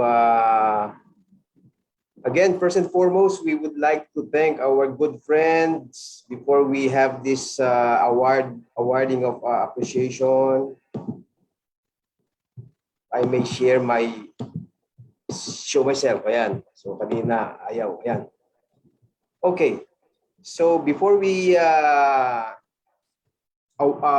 award the certificate of appreciation, we'd like to share some thoughts from the Cybersecurity Bureau. Okay, so fundamental to countries' cybersecurity policy is a framework for ensuring cybersecurity across sectors, including that of the critical infrastructure. One of the 4 key imperatives of the Philippine National Cybersecurity Plan 2022 is the protection of critical infrastructure, of which in most countries like ours, critical infrastructure operators largely reside in the private sector. So we need to have a public-private partnership for that matter. It is but important that such framework promotes close collaboration and reflects the needs and objectives of all relevant stakeholders. To this end, your DICT Cybersecurity Bureau has been forging strong partnership with all the identified critical information infrastructure sectors to ensure attainment of a national vision of cyber resiliency. So in behalf of your Cybersecurity Bureau, if I may read, we would like to, I may read the content. This certificate of appreciation is hereby given to Mr. Hiroshi Sasaki. Thank you. Major Carlos Elitingson. Thank you, sir. Yes. Sir Albert de la Cruz and Miss Mel Migrino for being a panelist in the Managing Cybersecurity for ICS of the Philippine International Cybersecurity Conference 2021 with the theme 2021 onwards, cybersecurity as the norm, conducted by the Department of Information and Communications Technology, Cybersecurity Bureau as part of the National Cybersecurity Month 2021 celebration. Given this 20th day of October in the year of our Lord 2021, signed by yours truly. Again, maraming salamat, Major Ellie, Apet, Hiroshi-san, and Miss Mel for gracing and accepting our invitation. Maraming salamat and congratulations, everyone. Thank you. Thank you, Director. Thank you. Nice to meet all of you. Thank you. Nice to, thank you. Appreciate it. Thank you very much once again, Director Kaloy and all our panelists for taking your time to be with us today and give us a very lively discussion on cybersecurity for ICS. Okay, moving on. I think you're still all awake and ready to learn more, because up next is a presentation on the lessons from recent attacks on CIIs. Our speaker has already been introduced earlier. Talagang sinagad na namin ng kabaitan ni Mr. Abet for us. So our speaker has been introduced earlier as he was also part of our panel. But let me just repeat some interesting facts about him, especially for those who has come into the room just now. So I personally like his story about building his first Apple II Plus computer from a kit, which got him started on his journey in information technology. So parents, it's a note for you, it's a message for you. If you envision a successful child in the field of IT, you know where to start. And I could not think of a better speaker for this session, as our speaker is one of the first certified information system security professional in the country, and he's also a certified information security manager, SANS certifications on critical controls, industrial control system professional also, and ISO 27001 lead auditor, and Amazon AWS certified cloud professional. Ladies and gentlemen, I'll give you again Mr. Albert Abet de la Cruz. Hi, Sir Abet. I hope you're not tired from the earlier discussion yet. Hello po. Hindi pa naman, ma'am. Kaya pa po. Thank you very much for the introduction. Like I said, it's a very, very interesting topic because it's not usually discussed, and it's one of the few areas that is, like I said, very interesting because it's so different from the normal IT security that we know. Game na po ba, ma'am? Yes, game na, sir. Okay. I think ready na lahat, no? If you're ready, guys, those who are in the Zoom room, kindly give us a thumbs up or, yeah, any message para ma-encourage naman si Sir Abet to share his expertise with us. Baka po kasi kailangan nila mag-bio break, ganun, Okay. Oh, okay. So everyone's still game. Okay, game. Okay. Actually, they can go on a bio break naman while you are speaking, sir. So yeah, let's go. Correct. Sige po. Just to check if my slides are showing. Yes, Sir Abet. You Okay, can see great. it clearly. Great. So our discussion today, it's a journey, and I'm sure you have a lot of questions. Some of the stuff here might probably have been answered earlier, but there's no danger in relearning them again because it's really a very, well, not difficult but challenging topic. So I will explain all the things as I go on before I discuss them. At least that was what was in my head when I'm creating the presentation. So let me start off. So the topic for today is the learnings from recent attacks on critical information infrastructure, or CII. And we go to the first slide, and like I said, this is the first question that was asked kanina, is what is a critical information infrastructure? And I put there in the comments, sometimes the word critical information infrastructure is used interchangeably with critical infrastructure, especially if the discussion is revolving around IT, OT, or technology. So to have a consistent definition, I would revert back to our definition as was written in RA 10175, or the Anti-Cybercrime Act, specifically Chapter 1, Section 3J. So critical infrastructure refers to the computer systems and/or networks, whether physical or virtual, and/or the computer programs, computer data, and/or traffic data so vital to this country that the incapacity or destruction of or interference with such systems and assets would have a debilitating impact on security, national or economic security, national public health and safety, or any combination of those matters. And as explained earlier, again, if it affects the economy, if it affects the security, if it affects public health or life and limb, then yun po para sa akin yung pinakasimpleng definition what a critical information infrastructure is. We might have a list currently, and I'm going to defer to the ICT Department Circular 003-306-2020. Maraming salamat po kay Director Caloy for for telling me that initially these are the areas that are defined as critical infrastructure. Government and emergency services, business process outsourcing, healthcare, media, banking and finance, power, water, telecommunications, transport and logistics, which falls squarely under the definition of Section 3J of the RA 10175.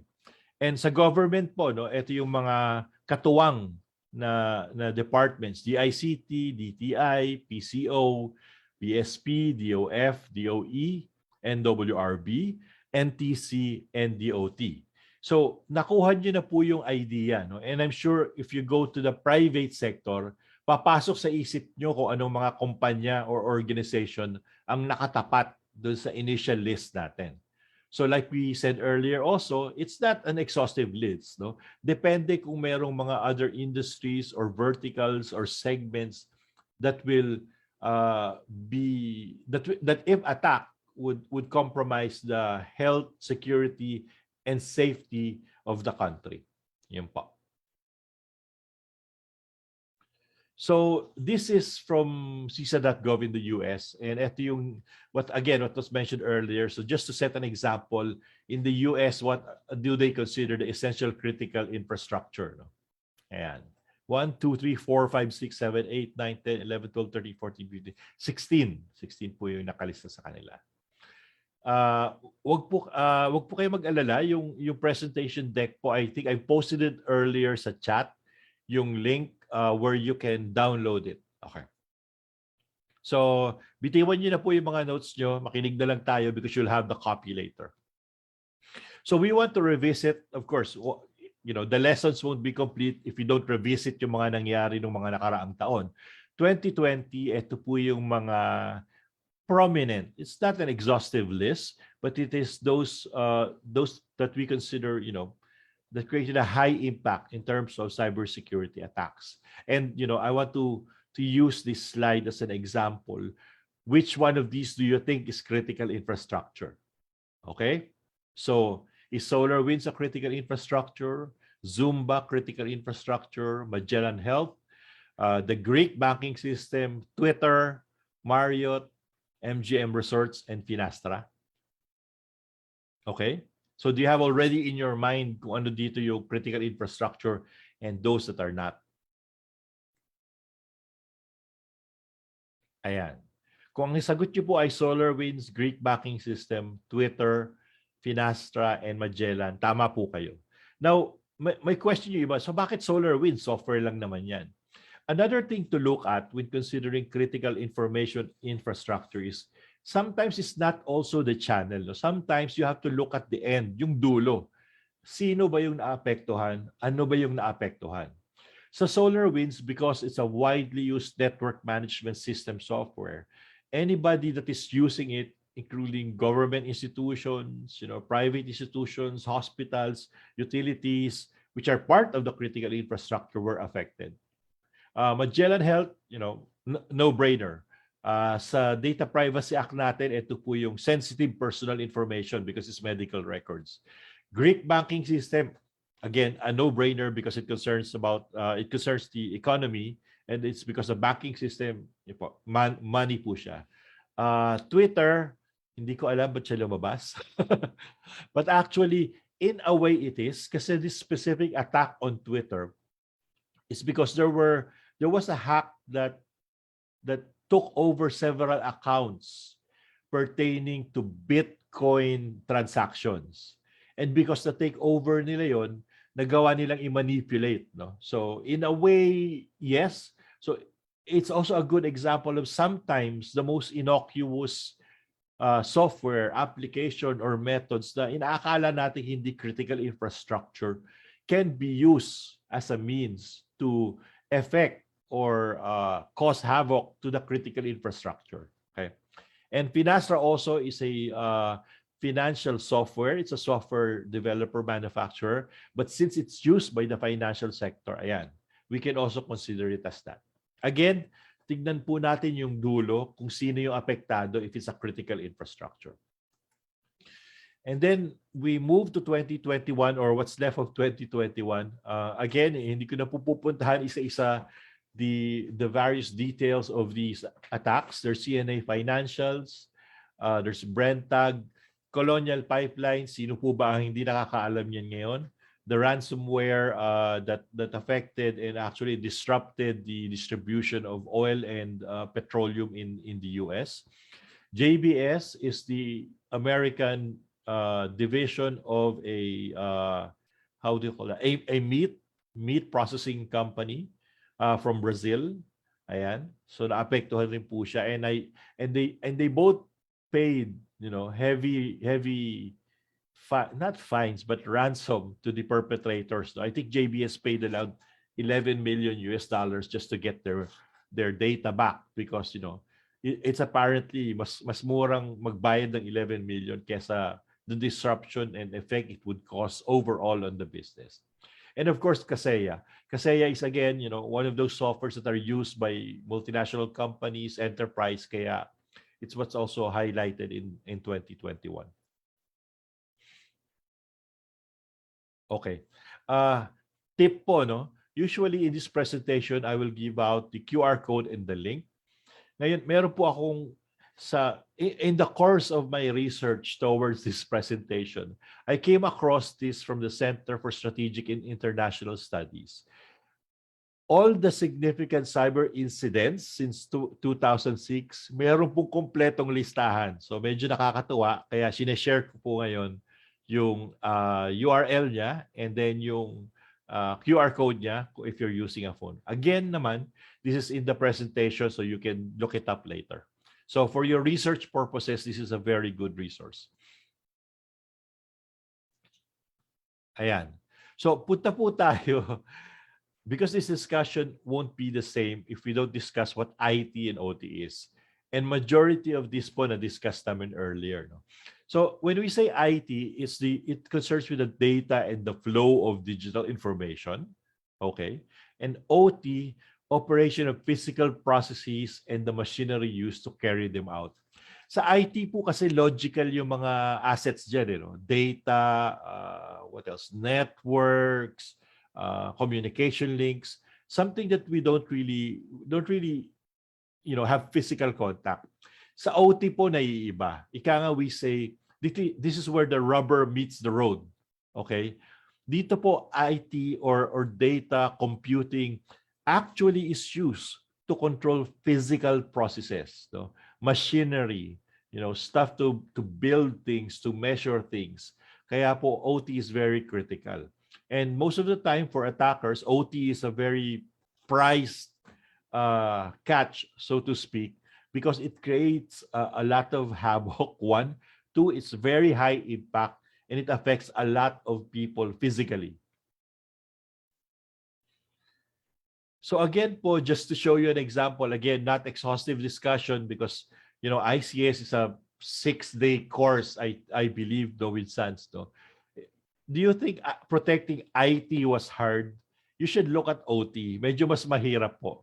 And like what we said earlier in the discussion, it's, you know, a whole lot different, maybe some similarities, but a whole lot different from protecting IT resources. So sa IT is usual, no? Just to mention a couple, software and hardware, networks, cloud, SQL databases, Java and Python programming.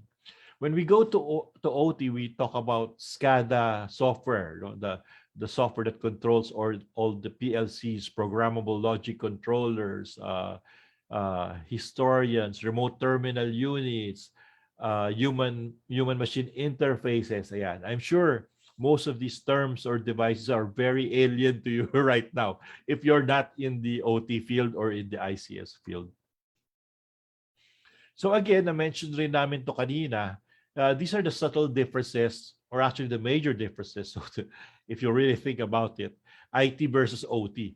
Sa IT, we are concerned with CIA, confidentiality, integrity, availability, versus sa OT, we are concerned with CAIC, control, availability, integrity, confidentiality. And again, notice na una yung control and availability.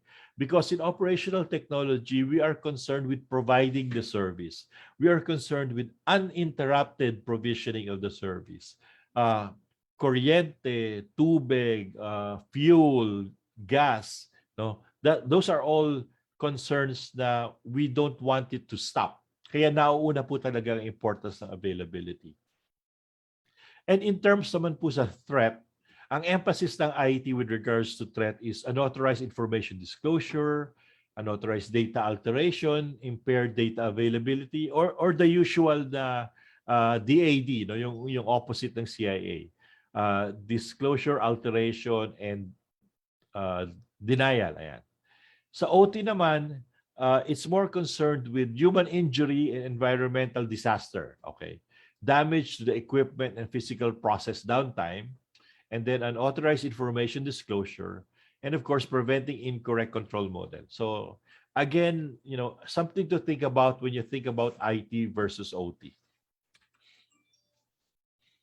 Again, ang example lang po, won't go through the details. You can see a typical IT network. Okay? But when you go to OT, meron po kaming tinatawag na Purdue model. So for the Purdue model of an OT network, an ICS network, it consists of 5 levels. No? Level 0, which contains all the sensors, drives, actuators, robots. Level 1, which is the basic control. And then level 2, area supervisory control, which contains the SCADA operators interface, human-machine interface. Yan po yung 0, 1, and 2 are called the cell area zone. Level 3 is where the factory application server, directory, engineering workstations, domain controller, some IT stuff in the manufacturing zone. And then there's also a DMZ po. And you're not supposed to put anything that connects to the internet in the DMZ. Only to the enterprise network, because the enterprise network, which is level 4 and 5, which needs the information or data in terms of statistics, performance, churned out, by your manufacturing zone or your plant, or those that actually has those ICS devices. Again, this is a very busy slide. I just want to illustrate what do you mean by OT. OT refers to computing systems that are used to manage industrial operations as opposed to administrative operations. Operational systems include production line management, mining operations control, oil, gas monitoring, etc. So sa paloob po ng OT, doon pumapasok yung industrial control systems natin, ICS. And within that, nandun yung SCADA, nandun yung programmable logic controllers, and nandun yung discrete process and control systems. So don't worry po if you don't understand the definitions of these devices in OT. You'll have plenty of time. There's a lot of reading material and introductory courses that you can use, read, or watch to get a further overview or further understanding of all these terms I'm mentioning now. Suffice to say today, we can just say that SCADA, PLC, DPC are part of an industrial control system, and industrial control systems are part of OT. So just to show po para makita nyo yung extent ng OT and yung difference ng OT to what we commonly know about IT. So there's a good source of statistics. It's from a vendor called Clarity, and they provide really good security management systems specifically for ICS, industrial control systems. And they have found that this for the first half only of 2021, they gave out a very good analysis of the top 5 SCADA ICS vendors that were affected. The number of vulnerabilities that were published, and then ang maganda po dito sa targeted product family, which level of the Purdue model was most affected. And we can see from here that level 3, which is in the operations management, were the most affected, followed by level 2, supervisory control, and level 1, basic control. So if we were to put our emphasis or our attention to which portion of the Purdue model that we need to protect, this is a good indicator po. Okay. So again, I have put the link and the QR code just for everybody's information, and it's also there as well in the handouts, to which the link I posted in the chat box.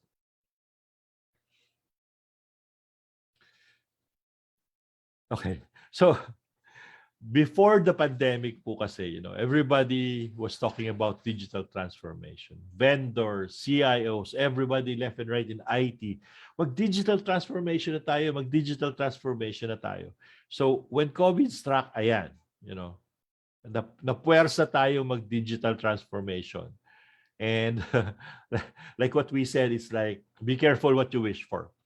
So with the digital transformation, forced or not, ito po yung nangyari. Remote work is driving convergence of IT and OT, which in turn increases the available attack surface. Again, it was beautifully mentioned in the discussion earlier. Nagkakaroon na po ng convergence ng IT and OT because some of that we want to make available remotely. And remote work is actually driving that.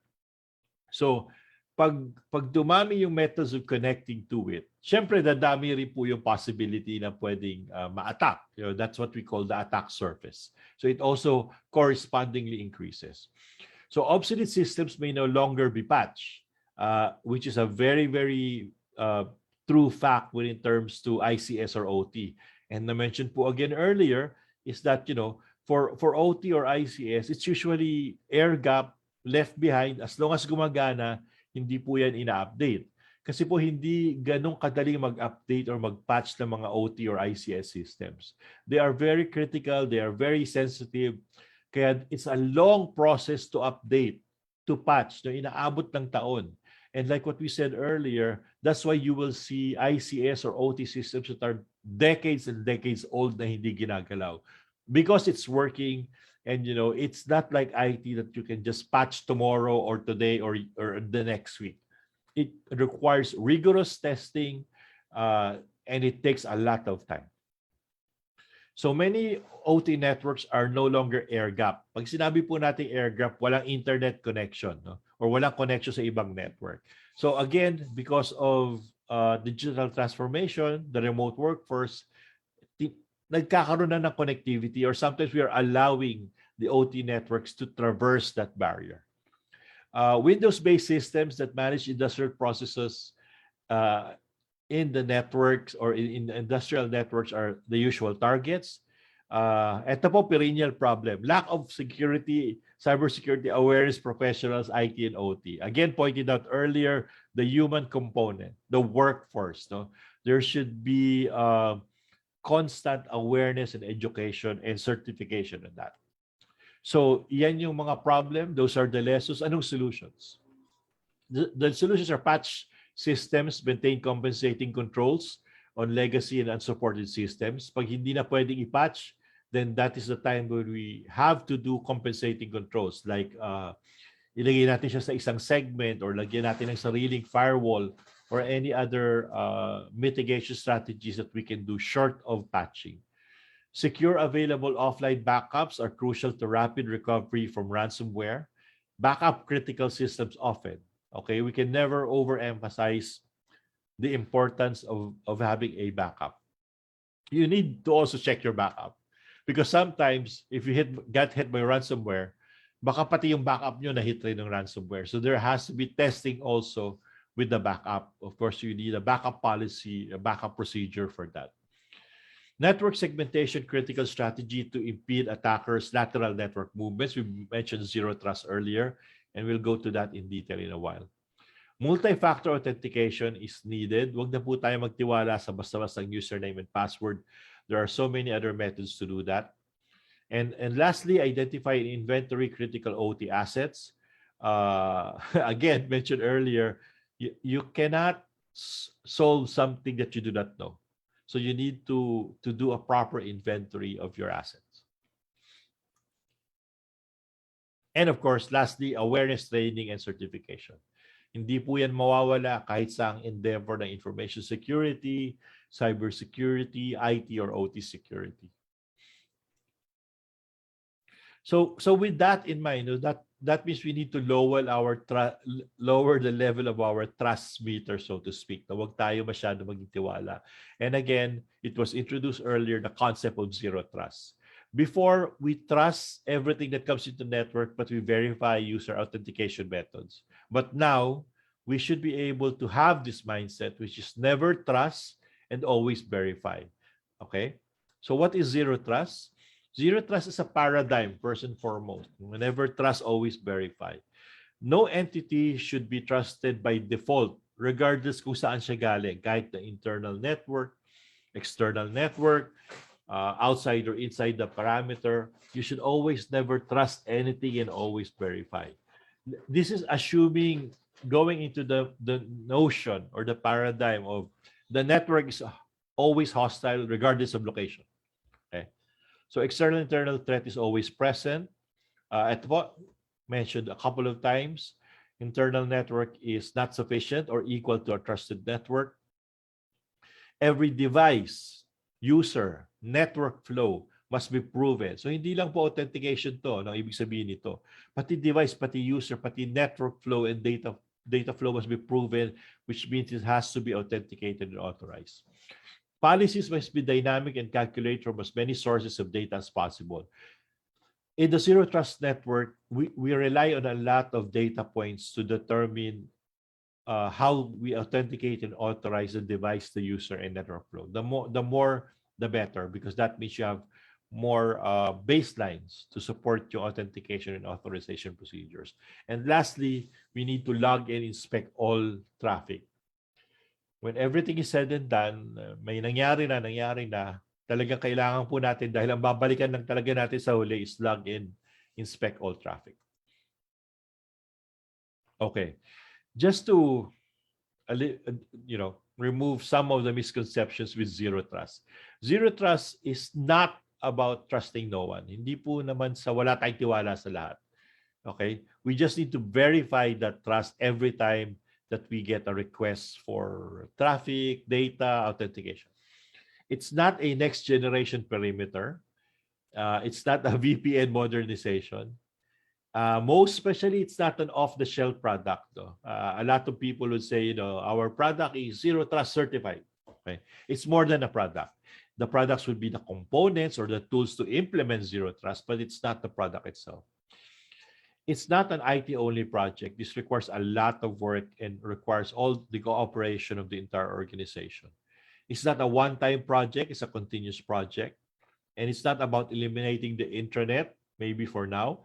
And it's also not about eliminating the firewall, maybe not for now. But, all of these things, the internet and firewall, will have less and less participation in a zero trust network.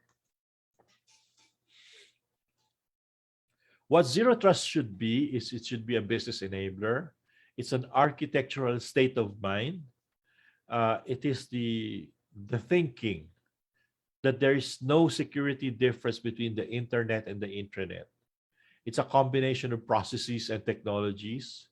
It should reduce complexity, and it should be a unified experience to provide greater flexibility and productivity for the staff and partners of the organization. Again, overemphasizing business enabler, which Dr. Siroshi had, amply pointed out earlier. So the ZT network, the zero trust network, this is a very busy slide, but I will refer you to NIST 800-207, which is a good, very, very good prescription on what a ZT zero trust architecture should be. And it's from our friends from NIST. The publication is 800-207. The link is there, and this is the QR code. Again, it's also in the deck, so you don't have to copy or take a photo of this right now. There's also a good guide on ICS security, again, from our friends in NIST. Mind you, all the resources in NIST, all the standards, frameworks are all free, freely downloadable. So take advantage of all those and, download them, study them, and apply them to your everyday endeavor in information security, whether it's in IT or in OT. Again, the link and the QR code. Okay. So I'm going to introduce to you today a new paradigm that's very, very new. And I'm going to start off with the standard quotes we have whenever an information security presents. Number one, it's not if, it's when and how severe. Yan po ang lagi namin sinasabi when it comes to cybersecurity attacks or information security attacks or data breaches. It's not if, it's when and how severe. Hindi kung mangyayari, kundi kung kailan mangyayari at saka gaano kalala. Yan po yung palagi namin sinasabi. Secondly, there are two types of companies. Those that have been hacked and those who don't know they have been hacked. Classic example po nito, no, yung sa US, yung sa Warner Brothers, Universal. Anyway, usually hackers will be quiet, no? And you won't know na sometimes buwan nang lumilipas, yung iba nga po taon nang lumilipas bago nila na-discover na na-hack sila. So those are the two types of companies. Those who knows that they have been hacked and those who knows that they have not been. And then lastly, if you knew you were going to be compromised, would you do security differently? So medyo this is an after the fact hindsight point of view, no? Pag nalaman mo ba na na-hack ka na, ano yung gagawin mo? Okay? Babaguhin mo ba yung mga ginawa mo dati? May a-adjust ka ba? I'm sure the obvious answer would be yes. Which brings me to the most important fact of the day. And maybe this is a reality na mahirap tanggapin to a lot of information security professionals.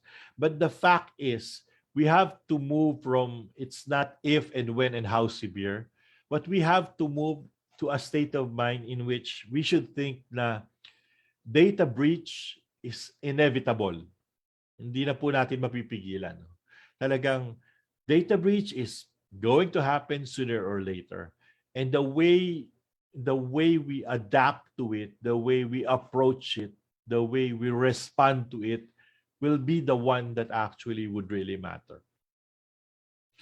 So I quote SC Magazine and they say, and this is just a couple of weeks ago, maybe a month or so, the most, companies are still prioritizing protection over detection, despite the fact that the preventative capabilities alone are fundamentally incapable of stopping today's cyber threats.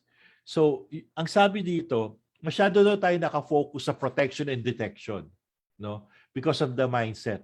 And we cannot accept the fact that these are fundamentally, hindi na siya sapat to protect us from the cyber threats. Okay?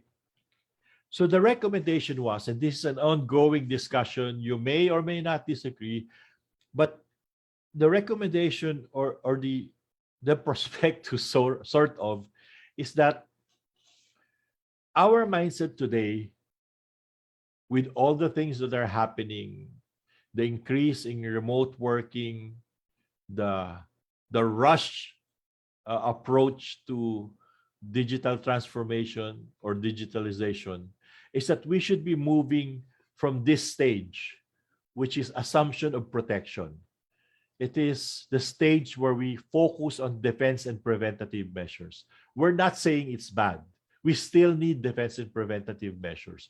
But our thinking should move on from that into what we call an assumption of breach. This is a stage or a mindset in which we think na may nangyari na. Hindi lang natin nakikita. And then we shift our focus to detection, recovery, and response. Okay? Again, from the assumption of protection, which focuses on defense and preventative measures, into an assumption of breach, detection, recovery, and response. And this is what we call, currently assuming the breach position. Meaning, nasa isip natin, na-hack na tayo, anong kailangan natin gawin? Focus more on detection, recovery, and response. So what is assuming the breach position? In a nutshell, it is a mindset that guides security investments, design decisions, and operational security practices. It limits the trust in applications, services, identities, and networks by treating them all, both internal and external, as not secure and probably already compromised. Tamang-tama po, pasok na pasok siya sa zero trust. Security focus, like I said earlier, changes from defense and prevention to identifying and addressing the gaps in detection of attack and penetration, response to attack and penetration, recovery from data leakage, tampering, or compromise, and the prevention of future attacks and penetration. Okay. And lastly, verifies the protection, detection, response mechanisms are implemented properly. Okay. So we're not saying totally forget, protection and detection, no? But we have to make sure that it's implemented properly, even from potential threats of knowledgeable attackers. When we say knowledgeable attackers, legitimate users, no? Hindi porket legitimate users, okay na, because we all know that can be compromised, no? So we have to look beyond the usual na pinapayagan nating individuals, personalities, accounts, software, servers, and to put in our heads na baka compromise na to. Okay, we should also apply the same sort of paranoia as if these are already compromised. So, this is something we just didn't take from thin air. Hindi natin ito hinugot sa ere, no? A couple of weeks back, Singapore declared that they have moved from preventing cyber threats to assuming breaches have occurred. And this is coming from the Minister of Communications and Information, Ms. Josephine Teo. Okay? So Singapore, alam na nila, I have to stop thinking or shift my thinking from being from preventive and defense into thinking na nahack na ako, that breaches have already happened. It kind of creates a whole new sense of urgency in a way, no? And then I also quote another great article from ZDNet written by Aileen Yu. And she says that, okay, yes, assuming the breach position is right, but it doesn't mean that companies or firms or organizations have to skip due diligence. And again, which is so beautifully, put together, kahit hindi kami nag-practice, di kami nag-usap ni Dr. Hiroshi, na diligence, due diligence, and specifically risk assessment, risk management will always have a place in information security management or in your information security goals. Hindi siya pwedeng takasan, no? Kahit na mag-assume breach position ka, you should always have due diligence in mind. Okay. So, wow. Okay, that was fast. So, all of these changes that are happening caught us unaware. Suerte for organizations that are ready to do digital transformation or have been preparing for digital transformation for remote working. But marami po, karamihan pa rin ang hindi ready. Kahit sometimes sabi nila, pwede na, no? Hindi pa rin sila ready. So I'll leave you this quote with, the great physicist Stephen Hawking.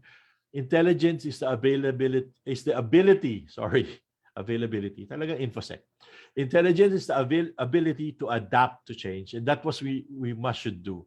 Not just change in technology, which vendors would tell us, so this is great, better than this, or a next generation or improved version, but also in our mindset, our thinking on how we approach information security, whether it's OT, whether it's IT, whether it's zero trust or conventional way, we must adapt to the change that is happening today. And that's the only way to go about it. So with that, with the permission of the ICT, magpa-plug lang po ako for USAID Beacon. We will be also having an event, and it's called The Role of Cybersecurity in National Economic Development. This is a more encompassing, non-technical discussion about the effects of cybersecurity in nation building, in economy, health, education. Magaganda po yung mga panelists natin. So I hope you would be able to join us in this event on the 27. Ito po wala sa presentation, so paki-kuha na lang po yung QR code. Yun lamang po, and I will end that presentation today. Maraming salamat po. Thank you for having me both in the panel and in this presentation. Balik po tayo sa DICT. Ma'am, thank you po. Thank you so much, Sir Abet. Okay, so do we have any questions? I see some questions on the chat box. Somebody said that if that is the case, I think referring to the first part of your presentation, Sir Abet, then Facebook can also be considered as a critical infrastructure, especially in the case of identity theft. What's your thoughts on this? Okay. Depende po, again, babalik po ako, depende kung sino ang naapektuhan or paano ang naapektuhan. So we need to look at the end result. Like I said, it could be a means or a tool. And in that scenario, we look at the end kung sino yung affected. Yun po yung pinaka-guide natin. Okay, and which standard is better for the adoption in IT and OT? Is it NIST or ISO 27000 family? Okay, very good question po. Actually, ganito po ang magandang practice. Tignan nyo yung ISO. One, may bayad yung documents. But if you look at ISO, you look at NIST, halos parehong-pareho po. In fact, most of the provisions you can map directly to NIST. The beauty naman with ISO is sometimes yung mga standard nila, you can get certified. So, di ba? So you have this beautiful plaque on the wall that's saying, I have attained a baseline standard for example, 27001. But in the actual work, let's say you don't need a certificate, or you want really to have a good foundation of InfoSec, then there's the NIST cybersecurity framework, which is also a risk-based type of framework. If you notice, NIST doesn't say this is mandatory. It's always voluntary. And because ang maganda doon, you can use that, mix and match, adapt it, customize to your organization. If you look at 27001, yes, it may apply to all types of verticals or organizations, but not everything. No? So maganda rin na minsan you go and refer to those particular standards or frameworks. It's good that we are talking about standards already, Sir Abet. Actually, next week, nakaschedule tayo for our day 3 about standards again, the Unified Cybersecurity Standards for the Philippines. So actually, isa yan sa mga projects that we are doing at the DICT Cybersecurity Bureau, and I'm glad that you have already shared with us, shared with the group and those who are who are participating right now, the importance of standards in terms of cybersecurity. So, magandang discussion yun ulit. So, everybody, please stay tuned for our day 3 next week. So, that would be October 27. And also, on the 29th, we'll be talking about the importance of cybersecurity awareness, the importance of education, bridging the gap between the need of the industry and our education system, because let's admit it, that's something that we need to work on and work really hard on and as fast as we could. Okay, so do we still have I don't see any more questions. Yeah, I guess, ma'am, I will end lang na USAID Beacon, katuwang nyo doon sa mga nabanggit nyo, to increase the cyber resiliency of the government and the Philippines in general. Capacity building, awareness, training, certification, tama-tama po. Ang ganda ng topic nyo next time. Kailangan natin po. In fact, yun ang pinaka-importante sa lahat. No? Kahit sa process, kahit sa technology, kailangan yung awareness. Yung adoption of standards, no? Kailangan rin po natin yung para disimulado yung mga plano natin. No? Hindi tayo basta maniniwala sa vendor na kailangan mo ng firewall, bibili ka ng firewall, pero hindi mo alam kung para saan yung purpose niya. So a standard, a framework will help us, achieve more practical and effective results in cybersecurity. Yun lamang po, ma'am. Again, thank you po. Thank you for having me. Nagsawa na yung mga tao sa pagmumukha ko. I don't think so, sir. But we would really like to thank you for sharing your expertise with us today. And I've already we have invited you to do this talk, and then you have also accepted our invitation to be part of the panel earlier, which is very exciting. No, it's really rare that we talk about OT, ICS, and I think it's high time that the Philippines appreciate cybersecurity in its truest sense, because we know cybersecurity, but a lot of us are not really versed in what entails cybersecurity. So, and I'm glad that experts like you are with us, and who give us a broader understanding of what cybersecurity is and why do we need cybersecurity in the Philippines. So thank you very much. Sure, ma'am. We don't have any more questions, but Okay. we would like to call on our Director for Cybersecurity, Engineer Jose Carlos P. Reyes, to present our Certificate of Appreciation. Okay, thank you. Finally, everyone. Yeah, sorry. Bonus, You may go bonus, on, dalawa, Mr. dalawa na certificate ko. Oo nga sir eh. Oo.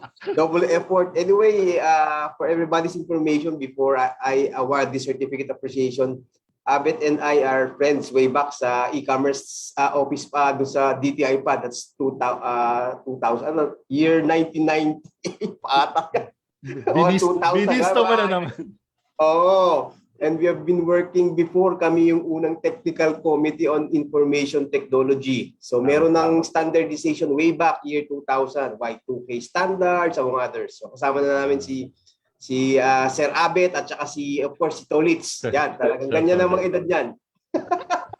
Hindi lang halata. Yeah, so we've been talking initially with kaya po malapit sa loob natin ng e-commerce information security, kasi halos buong buhay, mga 3 dekada na yata nating pinopromote yan eh, no? Yun lang pagpasa ng mga batas, parang 2 dekada bago mapasa eh. Kaya po, para po sa bias, information security, privacy, e-commerce, ayan. Solid po tayo dyan. Kaya DICT, sir, anytime po, walang problema. Ayan, maraming salamat. Anyway, we have upcoming events. Ayun nga, so relative doon sa capacity building, competency building, we have lined up many things relative dyan sa ganyang mga programs. Of course, with the assistance of yung USAID, we will be coming up with a program. Rest assured that all relevant stakeholders, especially yung mga government agencies natin, rest assured that we'll be having this capacity building all throughout the year pa.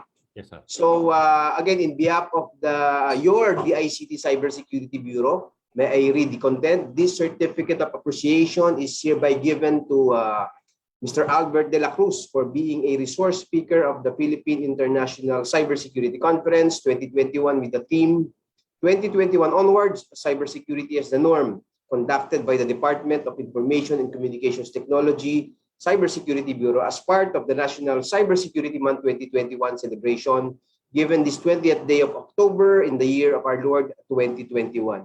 Signed by yours truly. So in behalf again of the DICT Cybersecurity Bureau, maraming salamat Sir Albert for gracing the occasion. Time abet na lang po. Digitalize yan, no? PKI yan, no, sir? Alam mo naman, kami rin ang pasimuno niyan. So we are really reaching out with our programs relative doon sa advocacy, Philippine National PKI, Critical Infrastructure, among others. So para sa bayan. So para sa bayan, sir. Opo. We'll be here to offer our public service. Maraming salamat, Abet, and to all our attendees and participants. Thank you. Back to you, Flor. Maraming salamat po sa lahat. Thank you. Maraming salamat, Director Caloy, and especially Sir Abet. Thank you so much. Buong hapon mo yung kinuha namin. You had to cancel a hearing for this. So thank you really for giving priority to cybersecurity, not just the ICT cybersecurity, but to cybersecurity, to the cause of cybersecurity in the country.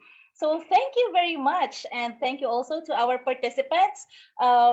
maraming salamat. I think we need to, Clea will flash a QR code. So if you want to request for the presentations of our speakers and panelists today, just scan the QR code that you have on your screen right now. And you can send us your, just fill out the information needed in the link. And then we will be sending you all the presentations that our panelists and our speaker have presented today. So yan po, pascan lang po. And we would like to invite you, of course, to be with us next week. Wednesday and Friday next week, we'll have our day 3 and day 4. And these our topics are also exciting as today's topic. So for day 3, we have the protection of business and supply chain. Medyo na-discuss na natin yung iba kanina.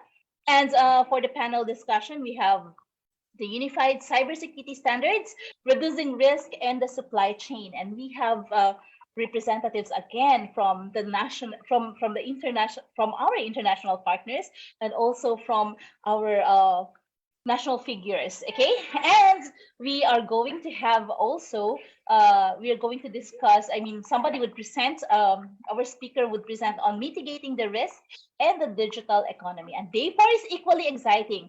Day 4 is the protection of individuals. So ibig sabihin, dito natin i-discuss ang academe and mga awareness. So for the panel discussion, we would be talking about, our panelists will be discussing cybersecurity and education, bridging the industry gap. And I think this is very interesting, especially for our universities and colleges and those who are in the academic sector. And for the topic, for another topic, we also have securing online life, the important role of cybersecurity awareness. So those are our topics for next week. So we expect you to join us again next week. Okay, so abang-abang po tayo sa ating Facebook pages, because we will be disseminating the link to our registration on our Facebook pages, and as well as our partners also, we will be sending you invitations through your email for all this, for the remaining sessions of our Philippine International Cybersecurity Conference. Okay, so I think I have to thank everyone again. This has been day 2 of our Philippine International Cybersecurity Conference, and we'll be expecting your support again next week, and expect more speakers from international partners and national experts. But before we finally end day 1, let me thank the following who have been really helpful in making this event possible. So we'd like to thank our panelists for today. We'd like to thank Dr. Hiroshi-san, and also Ma'am Mel from Meralco, Ma'am Mel Migrino from Meralco. We also would like to thank very much Sir Abet de la Cruz for, spending the whole afternoon with us and spending his expertise with us. And also Major Ellie Tingson, and our moderator for this afternoon. Thank you also, Engineer Raymond. And we'd like to thank ISOP QC, specifically Ma'am Gemma Baisik, for all the help in making this event possible. We'd also like to thank the Office of the Undersecretary for Digital Philippines, the Cybersecurity Bureau, composed of the CERT-PH, our Critical Infostructure Evaluation and Cybersecurity Standards Monitoring Division, also our Digital Certificates Division. Kanina nabanggit ni Sir Abet ang about digital signature, okay, PKI, PNPKI. So kung interested kayo malaman yan, you can visit the DICT website. And if you're also interested in applying for a digital certificate, a digital signature, then maybe you can contact us. Maybe if you are watching through Facebook, you can also contact us through our Facebook page, and we'll give you the email address where you can contact our DCD, our Digital Certificates team. Okay, we'd also like to thank the National Security Council, the Industrial Cybersecurity Center of Excellence, and USAID Philippines and USAID Beacon. So thank you very much, everyone, especially those who joined us today, kahit medyo mahaba yung hapon natin, and for not leaving the Zoom room. Thank you very much, and happy National Cybersecurity Month, everyone. Thank you.